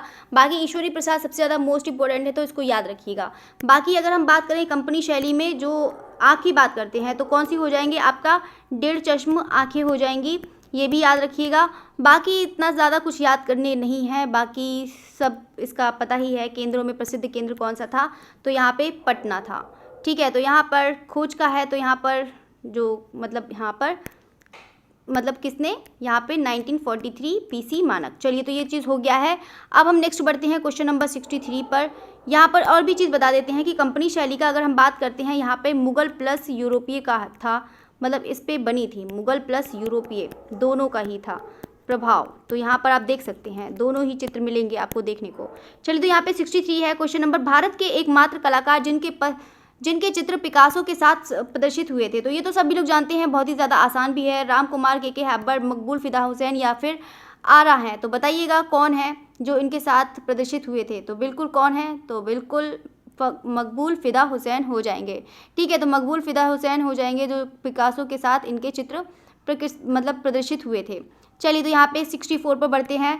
64 कह रहा है कि एन.एस. बेंद्रे किस विश्वविद्यालय के प्राध्यापक थे, ठीक है। तो यानी कि प्राध्यापक मतलब किसकी बात कर रहा है, प्रिंसिपल की बात कर रहा है। तो एन.एस. बेंद्रे हैं, तो एन.एस. बेंद्रे किसके हो जाएंगे, तो बिल्कुल बड़ौदा के हो जाएंगे। और कहाँ के हो जाएंगे, एम.एस. विश्वविद्यालय, ठीक है। कहाँ के हो जाएंगे, एम.एस. विश्वविद्यालय के हो जाएंगे, ये चीज़ याद रखिएगा। चलिए, तो यहाँ पे नेक्स्ट क्वेश्चन पे बढ़ते हैं। 65 है, प्रथम भारतीय महिला चित्रकार थी, तो ये भी तो सब लोग जानते होंगे कि प्रथम भारतीय महिला चित्रकार हैं, तो सभी लोग जानते हैं कौन है, सुनैना देवी हैं, सुनैनी देवी, ठीक है। तो ये चीज़ याद रखिएगा, बाकी यही चीज़ है। चलिए, तो यहाँ पे क्वेश्चन नंबर 66 पर बढ़ते हैं। क्वेश्चन जल्दी जल्दी कराते हैं कि जल्दी आपके क्वेश्चंस खत्म हो जाएं। किस भारतीय कलाकार ने चित्रों की प्रतिलिपि, यहाँ पर कौन सी हो गई है, प्रतिलिपि अधिकांश, ठीक है, ये चीज़ हटा दीजिए, अधिकांश घरों में पाई जाती है। ये तो बहुत ही ज़्यादा आसान सा क्वेश्चन है, तो बिल्कुल आपका क्वेश्चन दिख नहीं रहा है, वैसे ऐसे ही बच्चे बता देंगे, राजा रवि वर्मा तो बिल्कुल इसका राइट आंसर क्या हो जाएगा, राजा रवि वर्मा हो जाएंगे। चलिए, तो यहाँ पे नेक्स्ट क्वेश्चन पे बढ़ते हैं। अंग्रेजी शासन के कारण जिस नवीन चित्र शैली का जन्म हुआ वह थी कौन सी थी, तो वह का नाम नहीं है, तो यहाँ पर आपको नाम बताना है, यूरोपीय शैली, शास्त्रीय शैली, कंपनी शैली या फिर बंगाल शैली। तो यहाँ पर क्या पूछ रहा है, अंग्रेजी शासन के कारण जिस नवीन चित्र शैली का जन्म हुआ, तो आप लोग समझ रहे हैं कि किसकी बात कर रहा है, कि अंग्रेजी शासन के कारण। तो यहाँ पे जो अंग्रेजी थे, तो यहाँ पर उन्होंने व्यापार करा था, ये तो सब लोग जानते हैं। कंपनी शैली भी मैंने पूरा पढ़ाया है, तो उसको भी ज़रूर पढ़िएगा। तो यहाँ पे व्यापार करा जाता था, तो कहाँ व्यापार करा जाता था, अंग्रेजी शासन, मतलब उसी टाइम में अंग्रेज का शासन था, ठीक है। तो यहाँ पर जो था केंद्र था जो उसका मतलब कंपनी शैली का, तो वो कौन सा था, पटना था। तो यहाँ पर है ये चीज़, बिजनेस के लिए काम किया करते थे, यहाँ पर कंपनी शैली, ये चीज़ हो जाएगा इसका राइट आंसर। 68 पर बढ़ते हैं। किस प्रसिद्ध चित्रकार ने फिल्में भी बनाई हैं, तो बताइएगा, फिल्में भी बनाई हैं, तो ये भी पता है, ये भी बहुत ज़्यादा आसान है क्वेश्चन, तो सभी लोग इसका राइट आंसर बताइएगा। तो किसने बनाई है, तो बिल्कुल M.F. हुसैन इसका राइट आंसर हो जाएगा, ठीक है। तो यहाँ पर है जो किसने बनाई है, M.F. हुसैन ने बनाई हैं। तो यहाँ पे ज़रा M.F. हुसैन की कोई पिक्चर का भी नाम बताइएगा, जल्दी से कमेंट करके बताइएगा कौन सी है, जल्दी से बताइए। यहाँ पर उनको पुरस्कार भी मिला था, पुरस्कार भी बताइएगा कौन सा है। चलिए, तो यहाँ पे इनमें से कौन असंबद्ध है? तो यहाँ पे के.एस. पनिक्कर हैं, मुकुल डे हैं, एन.एस. बेंद्रे हैं, अमृता शेरगिल हैं। तो बताइएगा कि कौन असंबद्ध हैं। तो बिल्कुल कौन हो जाएंगे असंबद्ध, बताइएगा। तो यहाँ पे के.एस. पनिक्कर हैं और यहाँ पर है, तो यहाँ पर वैसे कौन हो जाएंगे? तो बिल्कुल एन.एस. बेंद्रे को ही पहले रख देते हैं क्या? तो यहाँ पर हो जाएंगे आपके अमृता शेरगिल, अमृता शेरगिल हो जाएंगे। तो यहाँ पर इसका राइट आंसर क्यों हो जाएंगे? तो सारे स्टूडेंट जल्दी से आंसर बताइएगा कि अगर ये भिन्न है तो क्यों भिन्न है। जल्दी से बताइए, आप लोग का टेस्ट है तो बताइएगा आप लोग कि अमृता शेरगिल इन तीनों से क्यों भिन्न है। जल्दी से बताइएगा। चलिए, तो बताइएगा कमेंट करके। चित्र में रेखा आकृति को रूप देती है, ये भी क्वेश्चन देखिएगा कि चित्र में रेखा मतलब आकृति को रूप देती है, प्रभाव पैदा करती है, चित्र को उभारती है, या फिर उक्त सभी। तो यहाँ पे चित्र में जो रेखा है, तो रेखा का तो सभी काम होता है, आकृति को रूप भी देती है, प्रभाव भी पैदा करती है, चित्र को उभारती भी है, उक्त सभी हो जाएगा इसका राइट आंसर। ठीक है, तो यहाँ पे क्वेश्चन नंबर 71 पर बढ़ते हैं। भारतीय चित्रकला में रंग के साथ महत्व है। तो यहाँ पे प्रकाश और छाया का है, परिप्रेक्ष्य का है, रेखा का है, या फिर मॉडलिंग का है। तो यहाँ पे बताइएगा किसका है। तो सभी लोग इसका राइट आंसर बताइएगा कौन सा होगा। तो बिल्कुल कौन सा हो जाएगा? भारतीय चित्रकला में रंगों के साथ किसका महत्व है? तो यहाँ पर अगर रेखा नहीं होगी तो यहाँ पे रंगों का कोई महत्व नहीं हो जाएगी। तो यहाँ पे रंग भी लगेगा तो यहाँ पर रेखाओं के साथ ही लगेगा। तो यहाँ पर रेखा का होना बहुत ज़रूरी है, किसके साथ? रंगों के साथ। ठीक है, तो ये चीज़ याद रखिएगा। क्वेश्चन नंबर बढ़ते हैं, यहाँ पर 72 है। तो 72 कह रहा है कि कौन सा वक्तव्य सही नहीं है, यानी कौन सा ऐसा वाक्य है जो सही नहीं है। यहाँ पर आपको बताना है कि आकृति को रूप मिलता है, जो आकृति को रूप मिलता है वो किससे मिलता है? प्रतीक से मिलता है, रेखा से मिलता है, रंग से मिलता है, या फिर प्रकाश छाया से मिलता है। वैसे कोई भी आकृति हो, ठीक है। तो यहाँ पर देखो आकृति को जो रूप मिला है तो ये ट्राइंगल है, ठीक है। तो ये तो रूप मिल गया। तो यहाँ पर आपको बताना है प्रतीक से, रेखा से, रंग से।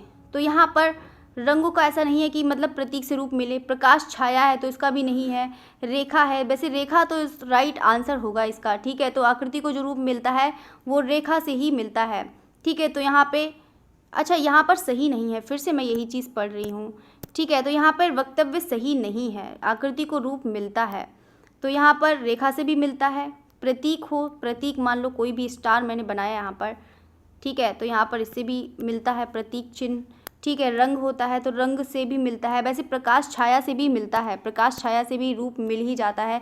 जैसे हमारा कोई प्रकाश छाया, कोई भी शैडो होती है तो उससे भी तो मिलता है, रंग से ही नहीं मिलता है कोई आकृति, मुझे ऐसा लगता है, ठीक है। तो इसका राइट आंसर बताइएगा कि इसका राइट आंसर क्या है। मुझे तो रंग ही लग रहा है, क्योंकि प्रकाश छाया से भी मिलता है, रंग से भी मिलता है। ऐसे वैसे रंग से ही नहीं मिलता होगा कोई भी आकृति, वैसे रंग से भी मिल जाती है आकृति, तो वैसे मुझे लग रहा है सबसे ही मिलती है, ठीक है। तो यहाँ पर इसका राइट आंसर ही गलत है। चलिए, तो यहाँ पे बात करते हैं 73। तो यहाँ पे 73 है, भारतीय सौंदर्य शास्त्र के प्रथम दार्शनिक थे भट्ट लोलट, अभिनव गुप्त, भरत, आनंद वर्धन। तो यहाँ पर बताइएगा 73 क्वेश्चन है, भारतीय सौंदर्य के प्रथम दार्शनिक थे। तो यहाँ पर ये तो सभी लोग जानते होंगे कि कौन है, भरत मुनि है। भरत मुनि का जो नाट्य शास्त्र है यहाँ पर है। तो यहाँ पे सौंदर्य शास्त्र के प्रथम दार्शनिक कौन थे? तो बिल्कुल भरत मुनि थे, ठीक है। तो ये चीज़ भी बहुत ज़्यादा आसान है क्वेश्चन, ये तो चीज़ मैंने करवा भी दिया है ये वाला। आकृतियों से स्पष्ट मतलब जो है आकृतियों से स्पष्ट होता है, भाव से, रूप से, लय से, या फिर उक्त सभी से। तो बताइएगा इसका राइट आंसर क्या है कि मतलब कोई भी आकृति है उससे क्या स्पष्ट होता है, उससे भाव भी पता चल जाते हैं। मान लो एक एरो बना है, ठीक है, तो आपको पता चल रहा है कि हाँ, इससे आपको पता चल रहा है कि कहाँ जाना है। भाव से पता लग जाता है कि मान लो किसी की पल्स ऐसे ऐसे करके चल रही हो, मैंने पल्स भी कितनी अच्छी सी बनाई है तो यहाँ पर आपको मान लो पल्स ऐसे करके बनाई है, देखो देखो, तो यहाँ पे देखो बनाना भी नहीं आ रहा। तो यहाँ पे मान लो कोई ऐसे करके ही बन रही हैं, ऐसे ऐसे करके बन रही हैं, ऐसे ऐसे करके, ठीक है। तो यहाँ पर आप बता सकते हैं कि कौन से हैं। तो यहाँ पर उसको भाव भी पता चल जाते हैं, देखो। तो यहाँ पे भाव भी पता चलता है, रूप भी पता चलता है, लय भी पता लगता है। तो बिल्कुल आकृतियों से हमारा क्या आंसर हो जाएगा? तो बिल्कुल उक्त सभी हो जाएगा इसका राइट आंसर। चलिए, तो यहाँ पे 75 है, चित्र में प्राण आता है। तो यहाँ पे चित्र में जो प्राण आता है वो किससे आता है? तो यहाँ पर रंग से आता है, रेखा से आता है, लय से आता है, या फिर उक्त सभी से आता है। तो यहाँ पे सभी स्टूडेंट आंसर बताइएगा इसका राइट आंसर कौन सा है। तो यहाँ पे जो चित्र में प्राण आता है तो बिल्कुल रंग से आता है। अब वो कैसा आता है? मान लो हम रेखा से कितना भी अच्छा स्केच बना दें, कितना भी अच्छा स्केच बना दें, लेकिन इसमें प्राण नहीं डाल सकते हैं, ठीक है। लेकिन हम लय होता है, लय हम कितनी भी लयात्मक रेखाएं बनाए थे, आपने देखा होगा कि अजंता में लयात्मक रेखाएं हैं, ठीक है। तो यहाँ पे लय से है तो आपने देखा होगा कि यहाँ पर आपने देखा होगा, लेकिन जब तक उसमें रंग नहीं भरते हैं तब तक कोई जीवित चीज़ नहीं होती है। आप अगर कलर भरते हैं किसी में तो बिल्कुल आपका जो चित्र में प्राण आता है तो बिल्कुल रंग से ही आएगा। चलिए, तो यहाँ पे क्वेश्चन नंबर 76 है। यहाँ पे स्थिर मतलब जो स्थिर चित्रण प्रमुख रूप से देखने को मिलता है बंगाल शैली में, मुगल शैली में, पाश्चात्य शैली में या फिर अजंता शैली में मिलता है। तो यहाँ पर आपको बताना है कि स्थिर जो चित्रण मुख्य रूप से जो देखने को मिलता है वो कहाँ मिलता है, तो बिल्कुल कौन सा हो जाएगा, आपको पाश्चात्य शैली में मिल जाएगा। और तो जल्दी से सारे स्टूडेंट, मैंने यहाँ पर आपको बताया है कि पाश्चात्य शैली में किस कलाकार के टाइम में आपको सबसे ज़्यादा स्टिल लाइफ के चित्र मिलते हैं, जिसने स्टिल लाइफ के बहुत सारे चित्र बनाए हैं। मैंने अभी आपको करवाया भी था, पूरी फुल थ्योरी पढ़ाई है। तो सारे स्टूडेंट बताइएगा कि मैंने करवाया है। जल्दी से बताइए कौन है ऐसा कलाकार, पाश्चात्य कलाकार जो किसने स्टिल लाइफ के चित्र बनाता था। जल्दी से बताइएगा कमेंट करके, देखते हैं कौन स्टूडेंट कमेंट करके बताता है। जल्दी से बताइएगा, देखते हैं आप मेरा पढ़ाया हुआ कितना लोग पढ़ते हैं, मैं भी देखूं। चलिए, तो यहाँ पर है सर्वप्रथम स्थिर चित्रण मिलता है राजस्थानी चित्रण, मुगल चित्र शैली, मतलब वो भी बता देती हूँ कि पाश्चात्य में ही कराया है। पाश्चात्य मैंने इतना ज़्यादा नहीं कराया है, और ये भी बता देती हूँ मैंने आपको थ्योरी ही कराई है। ठीक है, तो आप समझ सकते हैं कि मैंने कहाँ पढ़ाया है। तो बताइएगा कांगड़ा चित्र में, तो राजस्थानी चित्र में, मुगल चित्र में, जैन चित्र में, कांगड़ा चित्र में। तो बताइएगा इसका राइट आंसर कौन सा है, तो बताना है कौन सा है आपका। वैसे सर्वप्रथम की अगर हम बात करें तो सर्वप्रथम हमें कौन से वैसे जैन चित्र में मिल जाते हैं। अब ये नहीं पता कि यहाँ पर इसका है क्या। ठीक है, तो यहाँ पर इसका वैसे मुगल चित्र यहाँ पर दिया हुआ है, तो यहाँ पर वैसे इसका राइट आंसर कौन सा हो जाएगा, आपका जैन चित्र ही हो जाएगा। ठीक है, तो यहाँ पे जैन चित्र हो जाएगा। चलिए, तो यहाँ पे क्वेश्चन नंबर 78 पर बढ़ते हैं। यहाँ पे दृश्य चित्र में परिप्रेक्ष्य से स्पष्ट होता है। तो सारी स्टूडेंट बताइएगा, वस्तु की स्थिति में, वस्तु के आयतन से, वस्तु का रंग रूप में या फिर उपरोक्त सभी।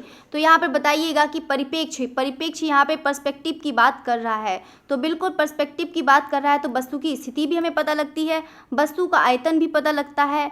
ठीक है, तो वस्तु का रंग रूप भी पता चलता है। कोई भी चीज़ होती है तो हमें सब कुछ पता लग जाता है परिप्रेक्ष्य की दृष्टि से। तो इसका राइट आंसर बिल्कुल कौन सा हो जाएगा, तो बिल्कुल उपरोक्त सभी हो जाएगा। ठीक है, इसका राइट आंसर कौन सा हो जाएगा, उपरोक्त सभी।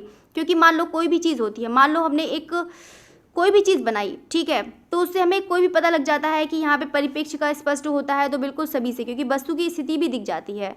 ठीक है, तो यहाँ पे वस्तु का आयतन भी दिख जाता है, वस्तु का रंग रूप सब कुछ दिखता है आपका परिप्रेक्ष्य की दृष्टि से। चलिए, तो यहाँ पर एक मकान का परिप्रेक्ष्य की दृष्टि से, यहाँ पर एक मकान का अंकन परिप्रेक्ष्य के सिद्धांत के अनुसार है, वायवीय परिप्रेक्ष्य है। तो यहाँ पर एक मकान बना हुआ है। ठीक है, तो मैं एक मकान नहीं, यहाँ पर एक स्क्वायर ही बना लेती हूँ। ठीक है, तो यहाँ पर एक मकान बना हुआ है, तो यहाँ पर आपको मकान बताना है कि यहाँ पर कैसा है, ये एक मकान है। ठीक है, तो यहाँ पर पेड़ पौधे ये भी लगे हैं। ठीक है, सिर्फ एक मकान की बात कर रहा है, कुछ नहीं बात कर रहा है, सिर्फ एक मकान की बात कर रहा है। तो यहाँ पर एक मकान देखते हैं। ठीक है, तो यहाँ पर परिप्रेक्ष्य के सिद्धांत के अनुसार वायवीय परिप्रेक्ष्य है। देखो, वायवीय में क्या होता है कि वायवीय में आपका स्काई जितना भी है वो सब दिखेगा। वायवीय में पूरा यहाँ तक का आपका ये समझ लीजिए कि यहाँ पर पूरा जैसे ट्रेन की जैसे पटरियाँ होती हैं वो आपका वायवीय में आ जाएगा। ठीक है, तो यहाँ पर आपने देखा होगा, पटरियाँ देखी होंगी। ठीक है, तो ये आपका कौन सा हो जाता है, वायवीय में आ जाएगा। ठीक है, तो रैखिक में आ जाएगा, तो आपका कौन सा, यहाँ पर ये वाला। ठीक है, तो यहाँ पर एक परिप्रेक्ष्य सिद्धांत से है, तो इसका ऑप्शन कौन सा हो जाए, वो एक मकान का अंकन का। ठीक है, तो इसका राइट आंसर कौन सा हो जाएगा, रेखीय परिप्रेक्ष्य। ठीक है, तो इसका राइट आंसर कौन सा हो जाएगा, तो बिल्कुल रेखीय परिप्रेक्ष्य, क्योंकि साधारण परिप्रेक्ष्य में तो आपका कोई सा भी नहीं दिखेगा, यहाँ पे रेखीय परिप्रेक्ष्य हो जाएगा इसका राइट आंसर। ठीक है, इसको याद रखिएगा। चलिए, तो यहाँ पर 80 क्वेश्चन है। चलिए, तो आपके क्वेश्चन खत्म ही होने वाले हैं, बस 85 ही क्वेश्चन रह गए हैं। तो आप लोग जानते ही हैं कि यहाँ पर 2001 में कितने क्वेश्चन आए हुए हैं, 85। तो यहाँ पर 85 है। तो इनका परिप्रेक्ष्य सिद्धांत में महत्व है, दूरी और नैकट्य है, प्रकाश और रंग है, विलीयमान बिंदु और क्षितिज रेखा है, या फिर उपरोक्त सभी। तो यहाँ पर आपको बताना है कि परिप्रेक्ष्य सिद्धांत में महत्व है। देखो, यहाँ पर परिप्रेक्ष्य में जब तक आपका दूरी नेगेटिव नहीं होगा, यानी कि दूरी और निकटता का नहीं पता लगेगा, तब तक आपका परिप्रेक्ष्य नहीं है। प्रकाश रंग का पता नहीं लगेगा, तब तक आपका पता नहीं लगेगा। विलेयमान बिंदु, यानी कि कोई भी चीज़ होती है विलेयमान बिंदु, तभी मान लो तभी तो हमें डिस्टेंस पता लगी। कोई विलेयमान बिंदु हो गया, जैसे ट्रेन भी देखते हैं, यहाँ से हम देखते हैं तो हमें पता ही चल जाता है कि पूरा एकदम ऐसे देखते हैं कि हाँ यहाँ पर बिंदु ख़त्म, कि यहाँ पे ट्रेन की पटरी ख़त्म, लेकिन ख़त्म नहीं होती है। तो बिल्कुल इसी तरीके से ही हमें दिखाई देती है। इसी विलेमान बिंदु और क्षितिज रेखा भी आपको दिखती है, प्रकाश रंग का भी है, तो इसीलिए क्या हो जाएगा आपका बिल्कुल उपरोक्त सभी हो जाएगा। देखो यहाँ पर मैंने आपका परिप्रेक्ष्य वाला भी पूरा पढ़ाया है यहाँ पर, ठीक है, तो उसको भी पढ़िएगा यहाँ पे संयोजन के सिद्धांत में, ठीक है, तो उसको भी पढ़िएगा। चलिए, तो यहाँ पे कला क्या है, कला क्या है, तो यहाँ पर बताइएगा कला क्या है। प्रकृति का चित्रण है, भावों का चित्र है, प्राणियों का चित्र है, कलाकार की अनुभूति से परिपूर्ण चित्र है। तो ये तो सभी लोग जानते होंगे, बहुत ज़्यादा आसान सा भी क्वेश्चन है। तो बिल्कुल कला क्या हो जाएगा, तो बिल्कुल कलाकार की अनुभूति से परिपूर्ण चित्र हो जाएगा। तो प्रकृति का चित्र तो जरूरी तो है नहीं कि प्रकृति का चित्र करेंगे तभी कला होगी, भाव का चित्र करेंगे तभी कला होगी। तो ये जो वही कला हो जाएगी जो हमारे कलाकार की अनुभूति से परिपूर्ण हो, ठीक है। चलिए, तो यहाँ पे क्वेश्चन नंबर 82 है, रस का अर्थ है। तो रस का अर्थ है तो सभी लोग जानते हैं अच्छी कलाकृति है, कलाकृति में प्रदर्शित है, कलाकृति का विषय भाव है या दर्शक के मन में उत्पन्न आनंद की अनुभूति है। तो यहाँ पर बिल्कुल आप सभी लोग जानते हैं रस होता है, जैसे कि यहाँ पर श्रृंगार रस हो गया, यहाँ पे करुण रस हो गया, जो भी है। तो यहाँ पर इसके क्या होता है कि दर्शक के मन में उत्पन्न आनंद की अनुभूति होती है, वही चीज़ हमारा क्या होता है, रस। तो रस के प्रकार आपने पढ़े होंगे कि सबका अलग अलग अपने प्रकार होते हैं, ठीक है। चलिए, तो यहाँ पर 83 है, यहाँ पर क्वेश्चन नंबर 83 है, सौंदर्य शास्त्र के अनुसार भाव होते हैं। तो यहाँ पर भाव बताने हैं, सौंदर्य शास्त्र के अनुसार भाव होते हैं। तो 5, 8, 9, 11, तो ये भी सब लोग जानते हैं कि यहाँ पर इसका राइट आंसर कौन सा हो जाएगा, 9 हो जाएगा।